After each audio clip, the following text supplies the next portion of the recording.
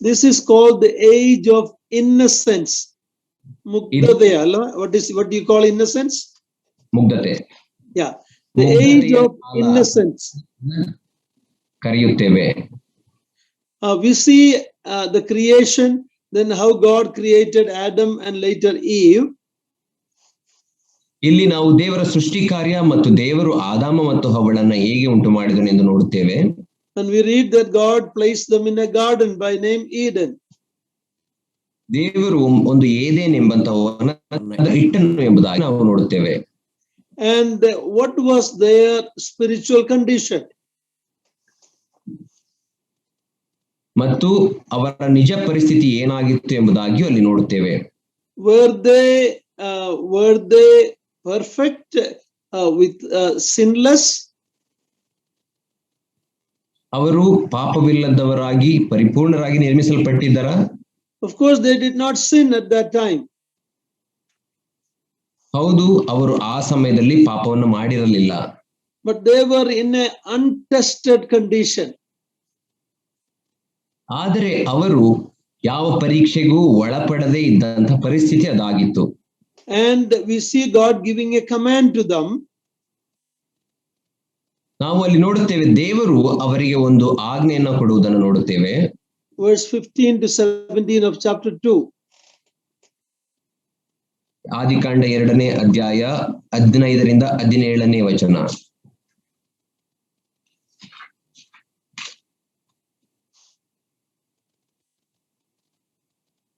ಕರೆದುಕೊಂಡು ಹೋಗಿ ಏದೇನ್ ತೋಟವನ್ನು ವ್ಯವಸಾಯ ಮಾಡುವುದಕ್ಕೂ ಕಾಯುವುದಕ್ಕೂ ಅದರಲ್ಲಿ ಇಟ್ಟನು.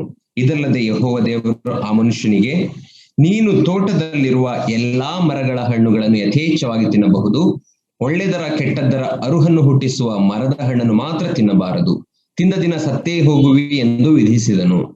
This was the command given in the age of innocence.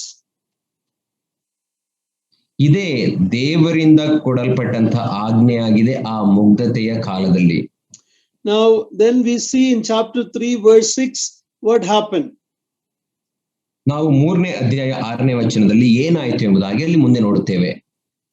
Please read chapter 3 verse 6. ಆಗ ಸ್ತ್ರೀಯು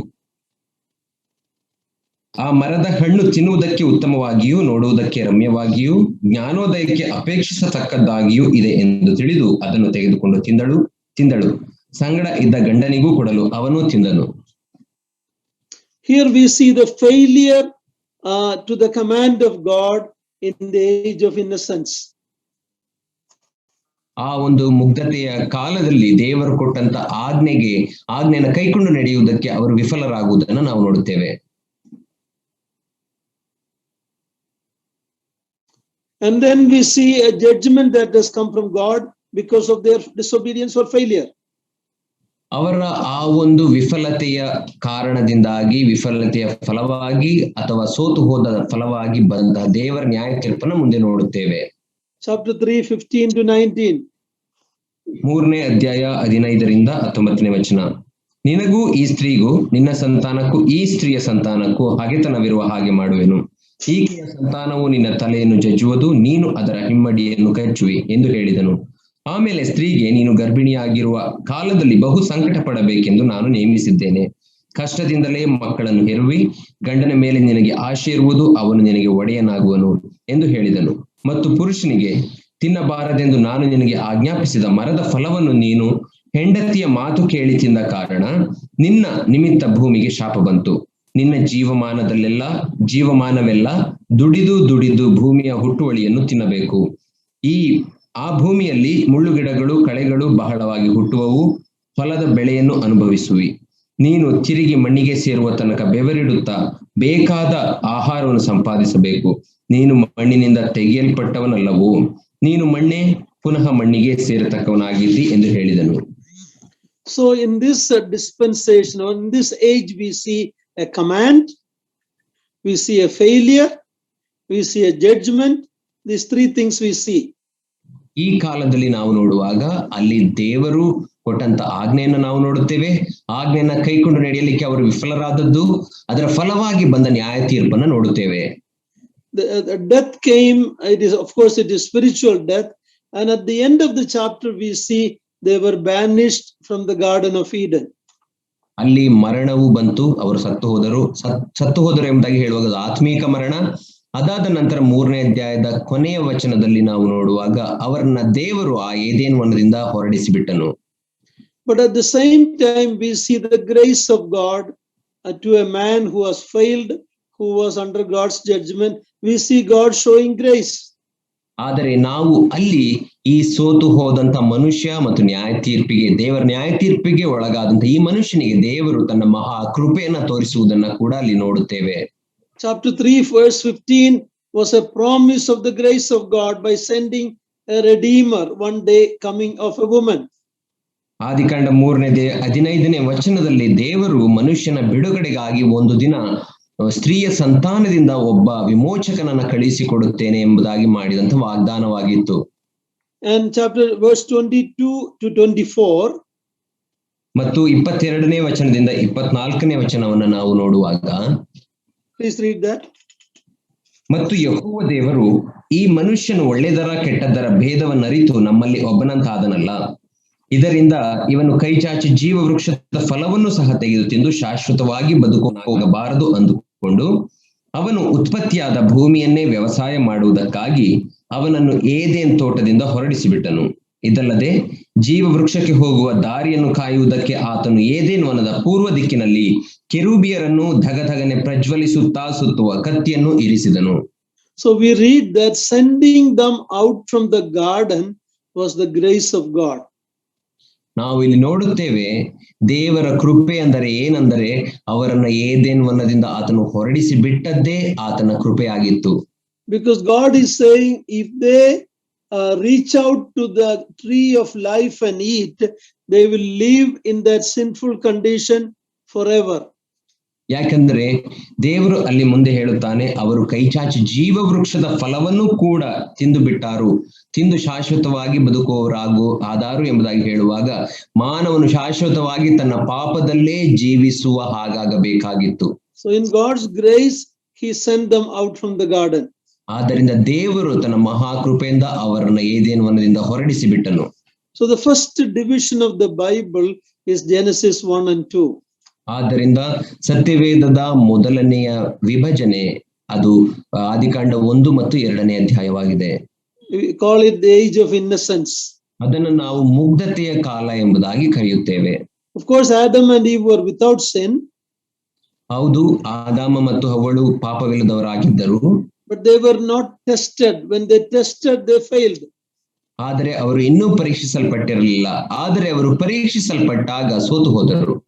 The main steward in this age is Adam, the first man. ಈ ಒಂದು ಮೊದಲನೆಯ ಈ ಒಂದು ಕಾಲದಲ್ಲಿ ಇರುವಂತಹ ಪ್ರಮುಖವಾದಂತಹ ವ್ಯಕ್ತಿ ಯಾರು ಎಂಬುದಾಗಿ ನಾವು ನೋಡುವಾಗ, ಅಥವಾ ಪಾರುಪತ್ಯಗಾರ ಯಾರು ಎಂಬುದಾಗಿ ನಾವು ನೋಡುವಾಗ ಆತನೇ ಆದಾಮನು. A steward, I think we can say Manavartiganalo. He was a steward.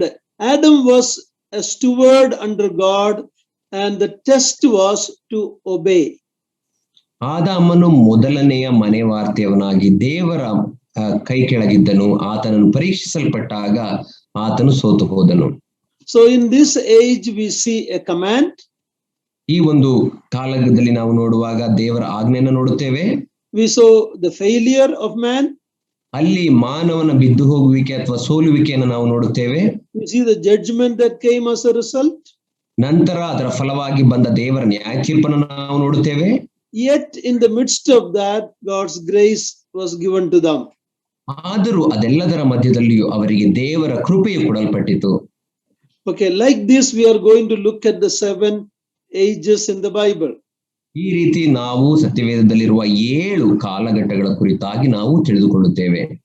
The second age is the age of conscience. ಎರಡನೆಯ ಆ ಒಂದು ಕಾಲಘಟ್ಟ ಯಾವುದು ಎಂಬುದಾಗಿ ನಾವು ನೋಡುವಾಗ ಅದು ಮನಸ್ಸಾಕ್ಷಿಯ ಯುಗ. Now Adam and Eve is aware of the good and evil. ಈಗ ಆದಾಮ ಮತ್ತೆ ಹವ್ವಳಿಗೆ ಕೆಟ್ಟದ್ದರ ಮತ್ತು ಒಳ್ಳೆದರ ಒಂದು ಅರಿವು ಉಂಟಾಗಿದೆ. Chapter 3 to 8 is this age, ಈ ಯುಗ. 3ರಿಂದ 8ನೇ ಅಧ್ಯಾಯದವರೆಗೆ ಅದು ಈ ಒಂದು ಯುಗವಾಗಿದೆ. There also there was a command. ಅಲ್ಲಿಯೂ ಕೂಡ ಒಂದು ಆಜ್ಞೆಯು ಕೊಡಲ್ಪಟ್ಟಿತು. They know what is good and evil. ಅಲ್ಲಿ ಅವರಿಗೆ ಕೆಟ್ಟದ್ದು ಒಳ್ಳೆಯದು ಯಾವುದು ಎಂಬುದಾಗಿ ಅರಿವಿಗೆ ಬಂದಿದೆ.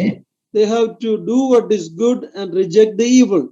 ಅವರು ಒಳ್ಳೆಯದನ್ನ ಮಾಡುವವರಾಗಿ ಕೆಟ್ಟದ್ದನ್ನ ತಿರಸ್ಕರಿಸಬೇಕು. In chapter 4 verse 7 also we see that. ನಾವು 4ನೇ ಅಧ್ಯಾಯ 7ನೇ ವಚನದಲ್ಲಿಯೂ ಕೂಡ ಅದನ್ನು ನಾವು ನೋಡುತ್ತೇವೆ. If you do well, that is what God expected from them. ಒಳ್ಳೆಯ ಕೆಲಸ ಮಾಡಿದರೆ ಎಂಬುದಾಗಿ ನಾವು ನೋಡುವಾಗ ಒಳ್ಳೆಯ ಕೆಲಸ ಮಾಡಬೇಕು ಎಂಬುದಾಗಿ ದೇವರು ಬಯಸಿದನು. Because now they are in the age of conscience, they know what is good and evil, they should do what is good. ಈಗ ಅವರು ಮನಸ್ಸಾಕ್ಷಿಯ ಕಾಲದಲ್ಲಿರುವುದರಿಂದ ಅವರಿಗೆ ಒಳ್ಳೆಯದು ಕೆಟ್ಟದ್ದು ಯಾವುದು ಎಂಬುದಾಗಿ ಅರಿವಿಗೆ ಬಂದಿದೆ. ಈಗ ಅವರು ಆದ್ದರಿಂದ ಒಳ್ಳೆಯದನ್ನೇ ಮಾಡಬೇಕು. The main steward in this time is Cain. ಈ ಒಂದು ಕಾಲದಲ್ಲಿರುವಂತಹ ಮುಖ್ಯವಾದ ಮನೆವಾರ್ತೆಯನ್ನು ಯಾರು ಅಂದರೆ ಆತನೇ ಕಾಯಿನನು. And the test was by the offerings they brought to God. ಅಲ್ಲಿ ಅವರಿಗೆ ಕೊಡಲ್ಪಟ್ಟಂತಹ ಪರೀಕ್ಷೆ ಏನೆಂದರೆ ದೇವರ ಬಳಿಗೆ ಅವರು ತಂದ ಕಾಣಿಕೆಯೇ ಅದು ಪರೀಕ್ಷೆ ಆಗಿತ್ತು. And in that we read sadly that Cain failed. ಅಲ್ಲಿ ನಾವು ನೋಡುವಾಗ ದುಃಖಕರವಾಗಿ ಕಾಯಿನನು ಕೂಡ ಈ ಪರೀಕ್ಷೆಯಲ್ಲಿ ಸೋತು ಹೋದನು. Chapter 4 verse 10. 4ನೇ ಅಧ್ಯಾಯ 10ನೇ ವಚನ. ಅದಕ್ಕೆ ಯೆಹೋವನು, ನೀನು ಏನು ಮಾಡಿದಿ? ನಿನ್ನ ತಮ್ಮನ ರಕ್ತವು ಭೂಮಿಯ ಕಡೆಯಿಂದ ನನ್ನನ್ನು ಕೂಗುತ್ತದೆ, ಕೇಳು. And when you come forward to chapter 6 verse 2 and 5, ನೀವು ಮುಂದಕ್ಕೆ ಬರುವಾಗ 6ನೇ ಅಧ್ಯಾಯದ 2ರಿಂದ 4 ಮತ್ತು 5ನೇ ವಚನವನ್ನು ನಾವು ನೋಡುವಾಗ 2 and 5 2ನೇ ವಚನ ಮತ್ತು 5ನೇ ವಚನವನ್ನು ನಾವು ನೋಡುವಾಗ, ದೇವಪುತ್ರರು ಮನುಷ್ಯ ಪುತ್ರಿಯರ ಸೌಂದರ್ಯವನ್ನು ನೋಡಿ ತಮಗೆ ಇಷ್ಟರಾದವರನ್ನು ಹೆಂಡರನ್ನಾಗಿ ಮಾಡಿಕೊಂಡರು. 5ನೇ ವಚನ, ಮನುಷ್ಯರ ಕೆಟ್ಟತನವು ಭೂಮಿಯ ಮೇಲೆ ಹೆಚ್ಚಾಗಿರುವುದನ್ನು, ಅವರು ಹೃದಯದಲ್ಲಿ ಯೋಚಿಸುವುದೆಲ್ಲವೂ ಯಾವಾಗಲೂ ಬರೀ ಕೆಟ್ಟದ್ದಾಗಿರುವುದನ್ನು. So in the age of conscience, the command was to offer the right sacrifice, approach God. A sinful man, how to approach God? ಈ ಒಂದು ಮನಸ್ಸಾಕ್ಷಿಯ ಕಾಲದಲ್ಲಿ ಮನುಷ್ಯನಿಗೆ ಕೊಡಲ್ಪಟ್ಟಂತಹ ಆ ಒಂದು ಪರೀಕ್ಷೆ ಏನಾಗಿತ್ತು ಅಂತಂದರೆ ಅದು ಯಜ್ಞದ ಪರೀಕ್ಷೆ ಆಗಿತ್ತು. ದೇವರು ಮನುಷ್ಯನ ಬಳಿಗೆ ಸರಿಯಾದಂತಹ ಒಂದು ಯಜ್ಞವನ್ನ, ದೇವರಿಗೆ ಮೆಚ್ಚುಗೆಯಾದ ಯಜ್ಞವನ್ನ ತರಬೇಕಿತ್ತು. But here we see the failure. ಇಲ್ಲಿ ನಾವು ಆತನು ಸೋಲುವುದನ್ನ ಕೂಡ ಇಲ್ಲಿ ನೋಡುತ್ತೇವೆ. God is asking Cain, what have you done?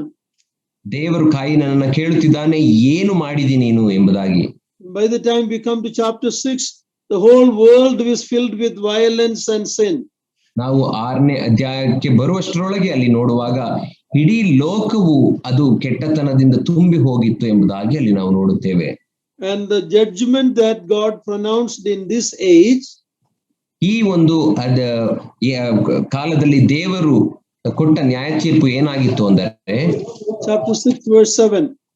6ನೇ ಅಧ್ಯಾಯದ 7ನೇ ವಚನ, ಮತ್ತು ಯೆಹೋವನು, ನಾನು ಸೃಷ್ಟಿಸಿದ ಮನುಷ್ಯ ಜಾತಿಯನ್ನು ಭೂಮಿಯ ಮೇಲಿಂದ ಅಳಿಸಿ ಬಿಡುವೆನು, ಅದನ್ನು ಉಂಟು ಮಾಡಿದ್ದಕ್ಕೆ ನನ್ನಲ್ಲಿ ಪಶ್ಚಾತ್ತಾಪ ಹುಟ್ಟಿತು.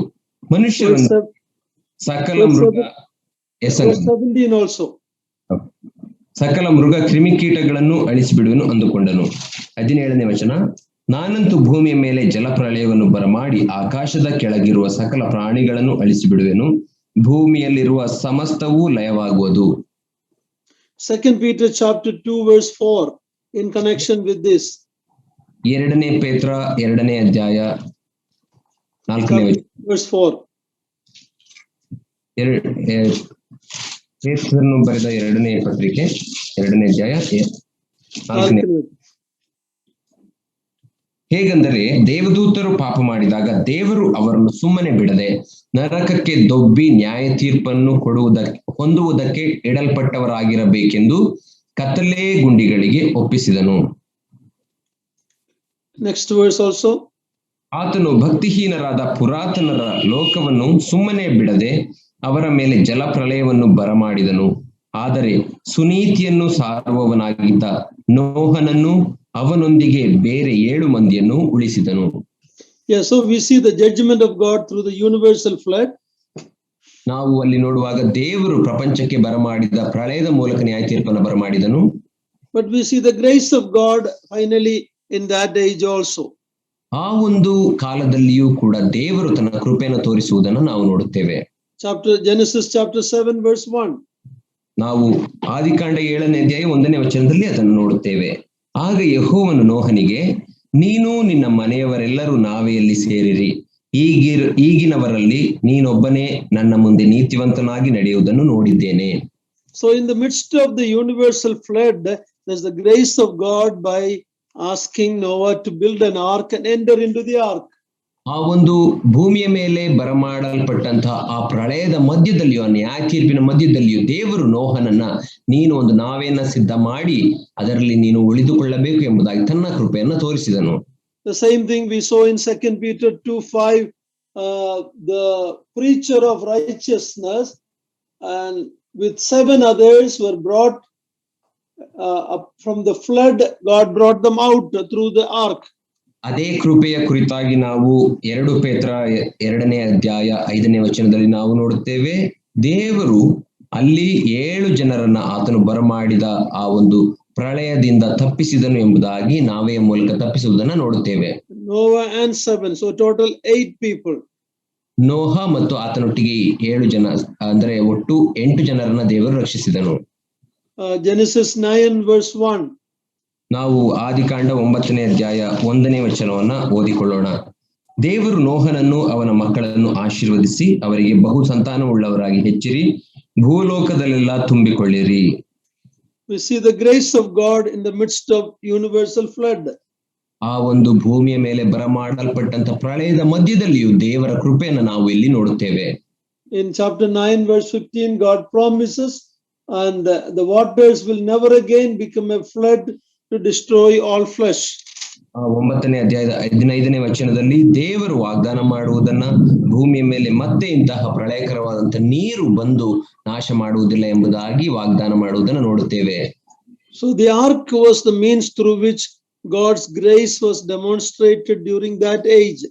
ಈ ಒಂದು ಕಾಲದಲ್ಲಿ, ಆ ಒಂದು ಮನಸ್ಸಾಕ್ಷಿಯ ಕಾಲದಲ್ಲಿ ದೇವರು ಆ ಒಂದು ನಾವೇ ಎಂಬಂತ ಆ ಒಂದು ವಸ್ತುವಿನ ಮೂಲಕ ತನ್ನ ಕೃಪೆಯನ್ನು ಆತನು ತೋರಿಸುವುದನ್ನ ನಾವು ನೋಡುತ್ತೇವೆ. So we look at the age of innocence and the age of conscience. ನಾವು ಆ ಒಂದು ಮುಗ್ಧತೆಯ ಕಾಲ ಮತ್ತು ಮನಸ್ಸಾಕ್ಷಿಯ ಕಾಲ ಎರಡನ್ನ ನೋಡಿಕೊಂಡೆವು. We saw the command given during that time. ಆ ಒಂದು ಕಾಲಗಳಲ್ಲಿ ದೇವರು ಕೊಟ್ಟ ಆಜ್ಞೆಯನ್ನು ನಾವು ನೋಡಿದೆವು. And how sinful man failed it. ಹೇಗೆ ಪಾಪಭರಿತವಾದಂತ ಮನುಷ್ಯನು ಆ ಪರೀಕ್ಷೆಗಳಲ್ಲಿ ಸೋತನು ಎಂಬುದಾಗಿ ನೋಡಿದೆವು. As a consequence of the judgment that came from God. ಅದರ ಫಲವಾಗಿ ಅವರ ಮೇಲೆ ಬಂದ ನ್ಯಾಯ ತೀರ್ಪನ್ನು ನಾವು ನೋಡಿದೆವು. And the grace of God that was shown to a failed man. ಮತ್ತು ಆ ಸೋತು ಹೋದ ಮಾನವನಿಗೆ ದೇವರ ಕೃಪೆ ಯಾವ ರೀತಿ ತೋರಿಸಲ್ಪಟ್ಟಿತು ಎಂಬುದಾಗಿ ನೋಡಿದೆವು. So we saw 2 divisions in the early part of the Bible. ನಾವು ಈ ಒಂದು ಸತ್ಯವೇದದ ಮೊದಲನೆಯ ಅಧ್ಯಾಯಗಳಲ್ಲಿ 2 ಆ ಕಾಲಗಳ ಆ ಒಂದು ವಿಭಜನೆಯನ್ನ ನೋಡಿದೆವು. Now when you come to the third age, ಯುಗಗಳು, 3ನೇ ಯುಗಗಳ ಕುರಿತಾಗಿ ನಾವು ನೋಡುವಾಗ, it starts with Genesis chapter 9 verse 5 and 6. ಅದು ಆದಿಕಾಂಡ 9ನೇ ಅಧ್ಯಾಯದ 5 ಮತ್ತು 6 ವಚನಗಳಿಂದ ಅದು ಪ್ರಾರಂಭವಾಗುತ್ತದೆ. Can you read that verse 5 and 6? 9ನೇ ಅಧ್ಯಾಯ ಆದಿಕಾಂಡ 5 ಮತ್ತು 6ನೇ ವಚನವನ್ನು ನಾವು ಓದಿಕೊಳ್ಳೋಣ. ಇದಲ್ಲದೆ ನಿಮ್ಮ ರಕ್ತವನ್ನು ಸುರಿಸಿ ಜೀವ ತೆಗೆಯುವವರಿಗೆ ಮುಯ್ಯಿ ತೀರಿಸುವೆನು, ಮೃಗವಾಗಿದ್ದರೆ ಅದಕ್ಕೂ, ಮನುಷ್ಯನಾಗಿದ್ದರೆ ಹತವಾದವನು ಅವನ ಸಹೋದರನಾಗಿರುವುದರಿಂದ ಅವನಿಗೂ ಮುಯ್ಯಿ ತೀರಿಸುವೆನೆಂದು ತಿಳಿದುಕೊಳ್ಳಿರಿ. ನರಹತ್ಯವು ಸಹೋದರ ಹತ್ಯವಲ್ಲವೇ? ದೇವರು ಮನುಷ್ಯರನ್ನು ತನ್ನ ಸ್ವರೂಪದಲ್ಲಿಯೇ ಉಂಟು ಮಾಡಿದ್ದನಾದ್ದರಿಂದ ಯಾರು ಮನುಷ್ಯನ ರಕ್ತವನ್ನು ಸುರಿಸುತ್ತಾರೋ ಅವರ ರಕ್ತವನ್ನು ಮನುಷ್ಯರೇ ಸುರಿಸುವರು. This is where the third age started. ಇಲ್ಲಿ ಆ ಒಂದು 3ನೇ ಯುಗ ಪ್ರಾರಂಭವಾಗುವುದನ್ನು ನಾವು ನೋಡುತ್ತೇವೆ. We can call this the age of the human government. ಈ ಒಂದು ಯುಗವನ್ನು ನಾವು ಮಾನವ ಸರ್ಕಾರದ ಯುಗ ಎಂಬುದಾಗಿ ನಾವು ಕರೆಯಬಹುದು, ಅಥವಾ ಮಾನವ ಅಧಿಕಾರ ಯುಗ. God allowed man to rule himself. The government, it is an institution God has made or allowed. ಇಲ್ಲಿ ದೇವರು ಮನುಷ್ಯನು ತನ್ನನ್ನು ತಾನೇ ಆತನು ಆಳಿಕೊಳ್ಳುವ ಹಾಗೆ, ಆಳ್ವಿಕೆ ಮಾಡಿಕೊಳ್ಳುವ ಹಾಗೆ ಅಧಿಕಾರ ಕೊಡುವುದನ್ನು ನಾವು ನೋಡುತ್ತೇವೆ. In this age, the steward is Noah. ಈ ಒಂದು ಕಾಲದಲ್ಲಿ ಮನೆವಾರ್ತೆಯವನು ಯಾರೆಂದರೆ ನೋಹನು. But the human government is continuing. Maybe this is the longest period in the ages. ಆದರೆ ಮನುಷ್ಯರ ಅಥವಾ ಮಾನವರ ಸರ್ಕಾರವನ್ನು ನಾವು ನೋಡುವಾಗ ಅದು ಇಂದಿಗೂ ಅದು ಮುಂದುವರಿಯುತ್ತಲೇ ಇದೆ. ಇದು ಯುಗಗಳಲ್ಲೇ ಇರುವಂತಹ ಅತ್ಯಂತ ದೊಡ್ಡದಾದಂತಹ ಮಾನವನ ಅಧಿಕಾರ ಅವಧಿ. Now, how long this human government will be there? ಈ ಮಾನವನ ಅಧಿಕಾರ ಅದು ಎಷ್ಟರವರೆಗೆ ಇರುತ್ತದೆ, ಎಲ್ಲಿಯವರೆಗೆ ಇರುತ್ತದೆ? You need to turn to the book of Daniel chapter 2 verse 34. ಅದನ್ನು ತಿಳಿದುಕೊಳ್ಳುವುದಕ್ಕಾಗಿ ನೀವು ದಾನಿಯೇಲನ ಗ್ರಂಥ 2ನೇ ಅಧ್ಯಾಯ 24ನೇ ವಚನಕ್ಕೆ ತಿರುಗಿಸಬೇಕು. Daniel chapter 2 verse 34. ದಾನಿಯೇಲನ ಪುಸ್ತಕ 2ನೇ ಅಧ್ಯಾಯ 4ನೇ ವಚನ. 34. 34ನೇ ವಚನ.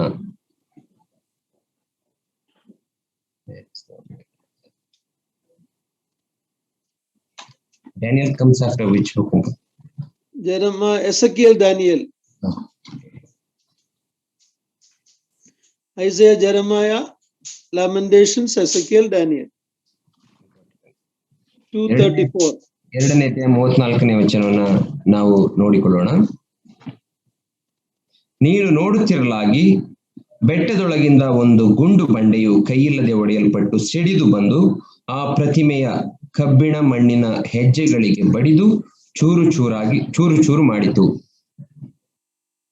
So this is an explanation about the Lord Jesus Christ, who is going to come and establish his kingdom on this earth.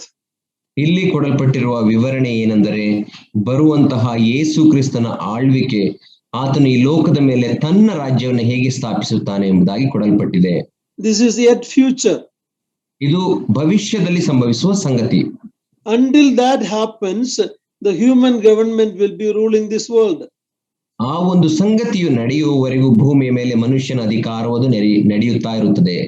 We know that in Daniel chapter 2, Nebuchadnezzar was shown a dream in which there was a big image. The head was gold, silver, then bronze, then iron and clay. At the end, that big image, a stone comes and crushes it, makes it into powder. This is the prophetical talking about all the human government will be removed when Christ comes to establish his kingdom. ನಾವು ದಾನಿಯೇಲ 2ನೇ ಅಧ್ಯಾಯದಲ್ಲಿ ನಾವು ನೋಡುವಾಗ ಅಲ್ಲಿ ನೆಬೂಕದ್ನೆಚ್ಚರನಿಗೆ ಒಂದು ಕನಸು ಬಿತ್ತು. ಆ ಕನಸಿನಲ್ಲಿ ಒಂದು ಪ್ರತಿಮೆಯನ್ನು ನಾವು ನೋಡುತ್ತೇವೆ. ಅದರ ತಲೆಯು ಚಿನ್ನದಿಂದಲೂ, ಎದೆಯು ಬೆಳ್ಳಿಯಿಂದಲೂ, ಅದರ ಹೊಟ್ಟೆಯ ಭಾಗ ಅದು ತಾಮ್ರದಿಂದಲೂ ಮತ್ತು ಕಾಲು ಅದು ಮಣ್ಣು ಮತ್ತು ಕಬ್ಬಿಣದಿಂದ ಮಾಡಲ್ಪಟ್ಟಿರುವುದನ್ನು ನಾವು ನೋಡುತ್ತೇವೆ. ಒಂದು ಗುಂಡು ಬಂಡೆಯು ಅದು ಕೈಯಿಲ್ಲದೆ ಒಡೆಯಲ್ಪಟ್ಟು ಬಂದು ಅದನ್ನ ಒಡೆಯುವಾಗ ಅದು ಛಿದ್ರವಾಯಿತು ಎಂಬುದಾಗಿ ನಾವು ನೋಡುವಾಗ ಆ ಕಲ್ಲು ಬಂಡೆ ಅದು ಯೇಸು ಕ್ರಿಸ್ತನೇ ಆಗಿದ್ದಾನೆ. ಆತನು ಈ ಪ್ರಪಂಚದ ಮೇಲಿರುವಂತಹ, ಭೂಮಿಯ ಮೇಲಿರುವಂತಹ ಮನುಷ್ಯನ ಆಳ್ವಿಕೆಯನ್ನ ಲಯ ಮಾಡಿ ತನ್ನ ಆಳ್ವಿಕೆಯನ್ನ ಸ್ಥಾಪಿಸುವ ಮುಂದೆ ಸಂಭವಿಸುವಂತಹ ಪ್ರವಾದನೆಯ ಮಾತೆ ಇದಾಗಿದೆ. Daniel chapter 2 verse 44 also will read. ನಾವು ದಾನಿಯೇಲ 2ನೇ ಅಧ್ಯಾಯ 44ನೇ ವಚನವನ್ನ ಕೂಡ ನಾವು ಓದಿಕೊಳ್ಳೋಣ. ಆ ರಾಜರ ಕಾಲದಲ್ಲಿ ಪರಲೋಕ ದೇವರು ಒಂದು ರಾಜ್ಯವನ್ನು ಸ್ಥಾಪಿಸುವನು, ಅದು ಎಂದಿಗೂ ಅಳಿಯದು. ಅದರ ಪ್ರಾಬಲ್ಯವು ಬೇರೆ ಜನಾಂಗಕ್ಕೆ ಕದಲಿ ಹೋಗದು. ಆ ರಾಜ್ಯಗಳನ್ನೆಲ್ಲ ಭಂಗಪಡಿಸಿ ನಿರ್ನಾಮ ಮಾಡಿ ಶಾಶ್ವತವಾಗಿ ನಿಲ್ಲುವುದು. So we see that the human government God instituted during the time of Noah will be there till the Lord Jesus has come to rule this world. ನಾವು ಇಲ್ಲಿ ನೋಡುವಾಗ ನೋಹನ ಕಾಲದಲ್ಲಿ ದೇವರು ಕೊಟ್ಟಂತ ಮನುಷ್ಯನಿಗೆ ಕೊಟ್ಟಂತ ಅಧಿಕಾರ ಅಥವಾ ಆಳ್ವಿಕೆ ಅದು ಯೇಸು ಕ್ರಿಸ್ತನ ಬರುವಿಕೆಯವರೆಗೂ ಮುಂದುವರಿಯುವುದನ್ನು ನಾವು ಇಲ್ಲಿ ನೋಡುತ್ತೇವೆ. Now when you look at the command in this age, ಈ ಮನುಷ್ಯನ ಆಳ್ವಿಕೆಯ ಕಾಲದಲ್ಲಿ ದೇವರು ಕೊಟ್ಟಂತ ಆಜ್ಞೆ ಯಾವುದು ಎಂಬುದಾಗಿ ನಾವು ನೋಡುವಾಗ Genesis chapter 9 verse 1. ಅದು ಆದಿಕಾಂಡ 9ನೇ ಅಧ್ಯಾಯ 1ನೇ ವಚನವೇ ಆಗಿದೆ. ದೇವರು ನೋಹನನ್ನು ಅವನ ಮಕ್ಕಳನ್ನು ಆಶೀರ್ವದಿಸಿ ಅವರಿಗೆ ಬಹು ಸಂತಾನವುಳ್ಳವರಾಗಿ ಹೆಚ್ಚಿರಿ, ಭೂಲೋಕದಲ್ಲೆಲ್ಲ ತುಂಬಿಕೊಳ್ಳಿರಿ. So God wants mankind to spread all over the world and man to rule man and bring law and justice. And if anybody murders somebody, the government has been given the authority to punish the evildoers and reward the good doers. ಇಲ್ಲಿ ದೇವರು ಮನುಷ್ಯರಿಗೆ ಭೂಮಿಯಲ್ಲೆಲ್ಲ ತುಂಬಿಕೊಂಡು ಹರಡಿಕೊಳ್ಳುವ ಹಾಗೆ ಆತನು ಅಧಿಕಾರ ಕೊಡುವುದನ್ನು ನಾವು ನೋಡುತ್ತೇವೆ ಮತ್ತು ಮಾನವನೇ ಮಾನವನ ಮೇಲೆ ಅಧಿಕಾರ ನಡೆಸಿ ತಪ್ಪು ಮಾಡುವವರಿಗೆ ಶಿಕ್ಷೆಯನ್ನ ಕೊಡುವಂತ ಅಧಿಕಾರ, ಕೊಲೆ ಮಾಡುವವನನ್ನ ಅವರು ಕೂಡ ತೀರ್ಪು ಮಾಡುವಂತ ಅಧಿಕಾರವನ್ನ ಆತನು ಕೊಟ್ಟನು ಮತ್ತು ಒಳ್ಳೆಯ ಕಾರ್ಯ ಮಾಡುವವರಿಗೆ ಒಳ್ಳೆಯ ಬಹುಮಾನವನ್ನು ಕೊಡುವ ಅಧಿಕಾರವನ್ನು ಕೂಡ ಮನುಷ್ಯನಿಗೆ ಕೊಟ್ಟನು. It is for the government to bring punishment. We read that in Romans 13 and other passages, why we should obey the human government. ಯಾಕೆ ನಾವು ಸರ್ಕಾರವನ್ನ ಅಥವಾ ಮಾನವನ ಅಧಿಕಾರಕ್ಕೆ ಒಳಗಾಗಬೇಕು, ವಿಧೇಯರಾಗಬೇಕು ಎಂಬುದಾಗಿ ನಾವು ಅಲ್ಲಿಯೂ ನೋಡುತ್ತೇವೆ ಮತ್ತು ರೋಮಾಪುರ 13ನೇ ಅಧ್ಯಾಯದಲ್ಲಿಯೂ ಕೂಡ ನಾವು ನೋಡುತ್ತೇವೆ. So God wants them to disperse all over the world and rule the world. ಆದ್ದರಿಂದ ದೇವರು ಅವರನ್ನ ಭೂಮಿಯಲ್ಲೆಲ್ಲ ಚದರಿಕೊಂಡು ತುಂಬಿಕೊಂಡು ಆಳ್ವಿಕೆ ಮಾಡಬೇಕು ಎಂಬುದಾಗಿ ಬಯಸಿದನು. That was the command God gave. ಅದು ದೇವರು ಕೊಟ್ಟಂತ ಆಜ್ಞೆಯಾಗಿತ್ತು. But what was the failure of man? ಆದರೆ ಮಾನವನ ಆ ಒಂದು ಸೋಲುವಿಕೆ ಏನಾಗಿತ್ತು? Chapter 11 verse 4. ನಾವು ಆದಿಕಾಂಡ 11ನೇ ಅಧ್ಯಾಯ 4ನೇ ವಚನದಲ್ಲಿ ಅದನ್ನು ನಾವು ನೋಡುತ್ತೇವೆ. ಒಂದು ಪಟ್ಟಣವನ್ನು, ಆಕಾಶವನ್ನು ಮುಟ್ಟುವ ಗೋಪುರವನ್ನು ಕಟ್ಟಿ ದೊಡ್ಡ ಹೆಸರನ್ನು ಪಡೆಯೋಣ. ಹೀಗೆ ಮಾಡಿದರೆ ಭೂಮಿಯ ಮೇಲೆಲ್ಲ ಚದರುವುದಕ್ಕೆ ಆಸ್ಪದವಾಗುವುದಿಲ್ಲ ಅಂದುಕೊಂಡರು. ಕಟ್ಟುವಾಗ ಕಲ್ಲಿಗೆ ಬದಲಾಗಿ ಇಟ್ಟಿಗೆಯನ್ನು, ಸುಣ್ಣಕ್ಕೆ ಬದಲಾಗಿ ಕಲ್ಲರಗನ್ನು ಉಪಯೋಗಿಸಿದರು. Here we read, instead of dispersing and spreading all over the world, they came together and were trying to build a big tall tower that reaches to heaven in rebellion to God. ಇಲ್ಲಿ ನಾವು ನೋಡುವಾಗ ದೇವರು ಅವರಿಗೆ ಕೊಟ್ಟಂತಹ ಆಜ್ಞೆ, ಭೂಮಿಯಲ್ಲೆಲ್ಲ ಚದರಿಕೊಂಡು ತುಂಬಿಕೊಳ್ಳಿರಿ ಎಂಬಂತ ಆಜ್ಞೆಗೆ ವಿರುದ್ಧವಾಗಿ ಅವರು ಒಟ್ಟುಗೂಡಿ ಒಂದು ಗೋಪುರವನ್ನ ಕಟ್ಟಿ ನಾವು ಅಲ್ಲಿ ಪರಲೋಕಕ್ಕೆ ನಾವು ದಾರಿಯನ್ನ ಮಾಡಿಕೊಳ್ಳೋಣ ಎಂಬುದಾಗಿ ದೇವರಿಗೆ ತಿರುಗಿ ಬಿದ್ದದ್ದನ್ನು ನಾವು ಅಲ್ಲಿ ನೋಡುತ್ತೇವೆ. And we read in the beginning of chapter 11 that there is only one language in the world. ಅಲ್ಲಿ 11ನೇ ಅಧ್ಯಾಯದ ಮೊದಲನೇ ವಚನಗಳಲ್ಲಿ ನಾವು ನೋಡುವಾಗ ಭೂಮಿಯ ಮೇಲೆಲ್ಲ ಒಂದೇ ಭಾಷೆ ಇತ್ತು ಎಂಬುದಾಗಿ ನೋಡುತ್ತೇವೆ. Wonderful, we don't need any translator. ಎಷ್ಟು ಚೆನ್ನಾಗಿರುತ್ತಿತ್ತು ನೋಡಿ. ಆಗ ತರ್ಜುಮೆಕಾರರ ಅಥವಾ ಭಾಷಾಂತರಕಾರರ ಅಗತ್ಯವೇ ಇರಲಿಲ್ಲ. Everybody understand each other. ಆಗ ಪ್ರತಿಯೊಬ್ಬರು ಇನ್ನೊಬ್ಬರ ಭಾಷೆನ ಅರ್ಥ ಮಾಡಿಕೊಳ್ಳಬಹುದಿತ್ತು. But because of the rebellion, ಆದರೆ ಮಾನವನ ಆ ಒಂದು ದಂಗೆಯ ಅಥವಾ ದೇವರಿಗೆ ತಿರುಗಿ ಬಿದ್ದದರ ಫಲವಾಗಿ, instead of spreading all over the world and ruling in righteousness, man wanted to make a name and build a tower called the Tower of Babel, and they wanted to escape. If there's another judgment who comes with the flood, they can go up. They make a name for themselves. ಅಲ್ಲಿ ಮಾನವನು ನೀತಿಯಿಂದ ತನ್ನನ್ನ ಮತ್ತು ಇತರ ಮನುಷ್ಯರನ್ನ ಆಳ್ವಿಕೆ ಮಾಡುವುದರ ಬದಲಾಗಿ ಮತ್ತು ಭೂಮಿಯಲ್ಲೆಲ್ಲ ಚದರಿಕೊಂಡು ತುಂಬಿಕೊಳ್ಳುವುದರ ಬದಲಾಗಿ ದೇವರಿಗೆ ಅವರು ವಿರುದ್ಧವಾಗಿ ಆ ಒಂದು ಗೋಪುರವನ್ನ ಕಟ್ಟಿ ಆ ಬಾಬೇಲ್ ಗೋಪುರದ ಮೂಲಕ ಅವರು ಮೇಲೆ ಏರಬೇಕು ಮತ್ತು ಮುಂದೆ ಬರುವಂತಹ ದೇವರ ಕೋಪದಿಂದ ಮುಂದೆ ಏನಾದ್ರೂ ಪ್ರವಾಹ ಬರುವುದಾದರೆ ಮತ್ತೆ ತಪ್ಪಿಸಿಕೊಳ್ಳಬೇಕು ಎಂಬುದಾಗಿ ದೇವರಿಗೆ ತಿರುಗಿ ಬಿದ್ದರು. So we see the failure of man. ಅಲ್ಲಿಯೂ ಕೂಡ ಮನುಷ್ಯನ ಸೋಲುವಿಕೆಯನ್ನು ನಾವು ನೋಡುತ್ತೇವೆ. And look at verse 8 and 9 of chapter 11. We see 7, 8 and 9. We see the judgment that came. 11ನೇ ಅಧ್ಯಾಯದ 7, 8, 9ನೇ ವಚನವನ್ನು ನಾವು ನೋಡುವಾಗ ಅದರ ಫಲವಾಗಿ ದೇವರ ನ್ಯಾಯ ತೀರ್ಪು ಬರುವುದನ್ನು ನಾವು ಅಲ್ಲಿ ನೋಡುತ್ತೇವೆ. ನಾವು ಇಳಿದು ಇವರಲ್ಲಿ ಒಬ್ಬರ ಮಾತು ಒಬ್ಬರಿಗೆ ತಿಳಿಯದಂತೆ ಇವರ ಭಾಷೆಯನ್ನು ತಾರುಮಾರು ಮಾಡೋಣ ಬನ್ನಿ ಅಂದನು. ಹಾಗೆಯೇ ಮಾಡಿ ಯೆಹೋವನು ಅವರನ್ನು ಅಲ್ಲಿಂದ ಭೂಲೋಕದಲ್ಲೆಲ್ಲಾ ಚದರಿಸಿದನು. ಅವರು ಆ ಪಟ್ಟಣ ಕಟ್ಟುವುದನ್ನು ನಿಲ್ಲಿಸಿಬಿಟ್ಟರು. ಸಮಸ್ತ ಲೋಕದ ಭಾಷೆಯನ್ನು ಯೆಹೋವನು ಅಲ್ಲಿ ತಾರುಮಾರು ಮಾಡಿ ಅವರನ್ನು ಅಲ್ಲಿಂದ ಭೂಲೋಕದಲ್ಲೆಲ್ಲಾ ಚದರಿಸಿದ್ದರಿಂದ ಆ ಪಟ್ಟಣಕ್ಕೆ ಬಾಬೆಲ್ ಎಂದು ಹೆಸರಾಯಿತು. So we see the third age of the human government. ಅಲ್ಲಿ ನಾವು ಮೂರನೇ ಯುಗವಾದಂತಹ ಮಾನವನ ಅಧಿಕಾರದ ಯುಗವನ್ನು ನಾವು ನೋಡುತ್ತೇವೆ. So the command given to spread and fill the earth. ಅಲ್ಲಿ ದೇವರ ಆಜ್ಞೆ ಭೂಮಿಯಲ್ಲೆಲ್ಲ ಚದರಿಕೊಂಡು ತುಂಬಿಕೊಳ್ಳುವುದಕ್ಕೆ ಆಜ್ಞೆ ಕೊಟ್ಟದನ್ನ ನೋಡಿದೆವು. We saw the failure of man again and again in each dispensation. Man is failing. ಪ್ರತಿಯೊಂದು ಯುಗಗಳಲ್ಲಿಯೂ ಮಾನವನು ಆತನು ಸೋಲುವುದನ್ನು ನಾವು ನೋಡುತ್ತೇವೆ. ಇಲ್ಲಿ ಈ ಯುಗದಲ್ಲಿಯೂ ಮಾನವನು ಸೋತನು. Is rebelling against God and building a name for himself instead of glorifying God's name.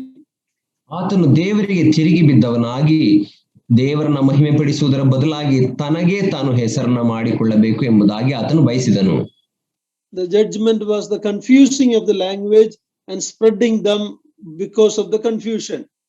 ಅದಕ್ಕೆ ಬಂದಂತ ದೇವರ ನ್ಯಾಯ ತೀರ್ಪು ಏನೆಂದರೆ ದೇವರು ಅವರ ಭಾಷೆಗಳನ್ನ ತಾರುಮಾರು ಮಾಡಿ ಅದರಿಂದ ಅವರು ಭೂಮಿಯಲ್ಲೆಲ್ಲಾ ಚದುರುವ ಹಾಗೆ ಮಾಡಿದನು.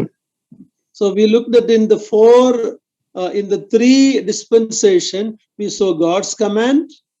ಈ ಒಂದು 4 ಯುಗಗಳಲ್ಲಿಯೂ ನಾವು ನೋಡುವಾಗ ದೇವರ ಆಜ್ಞೆಯನ್ನ ನಾವು ನೋಡಿದೆವು.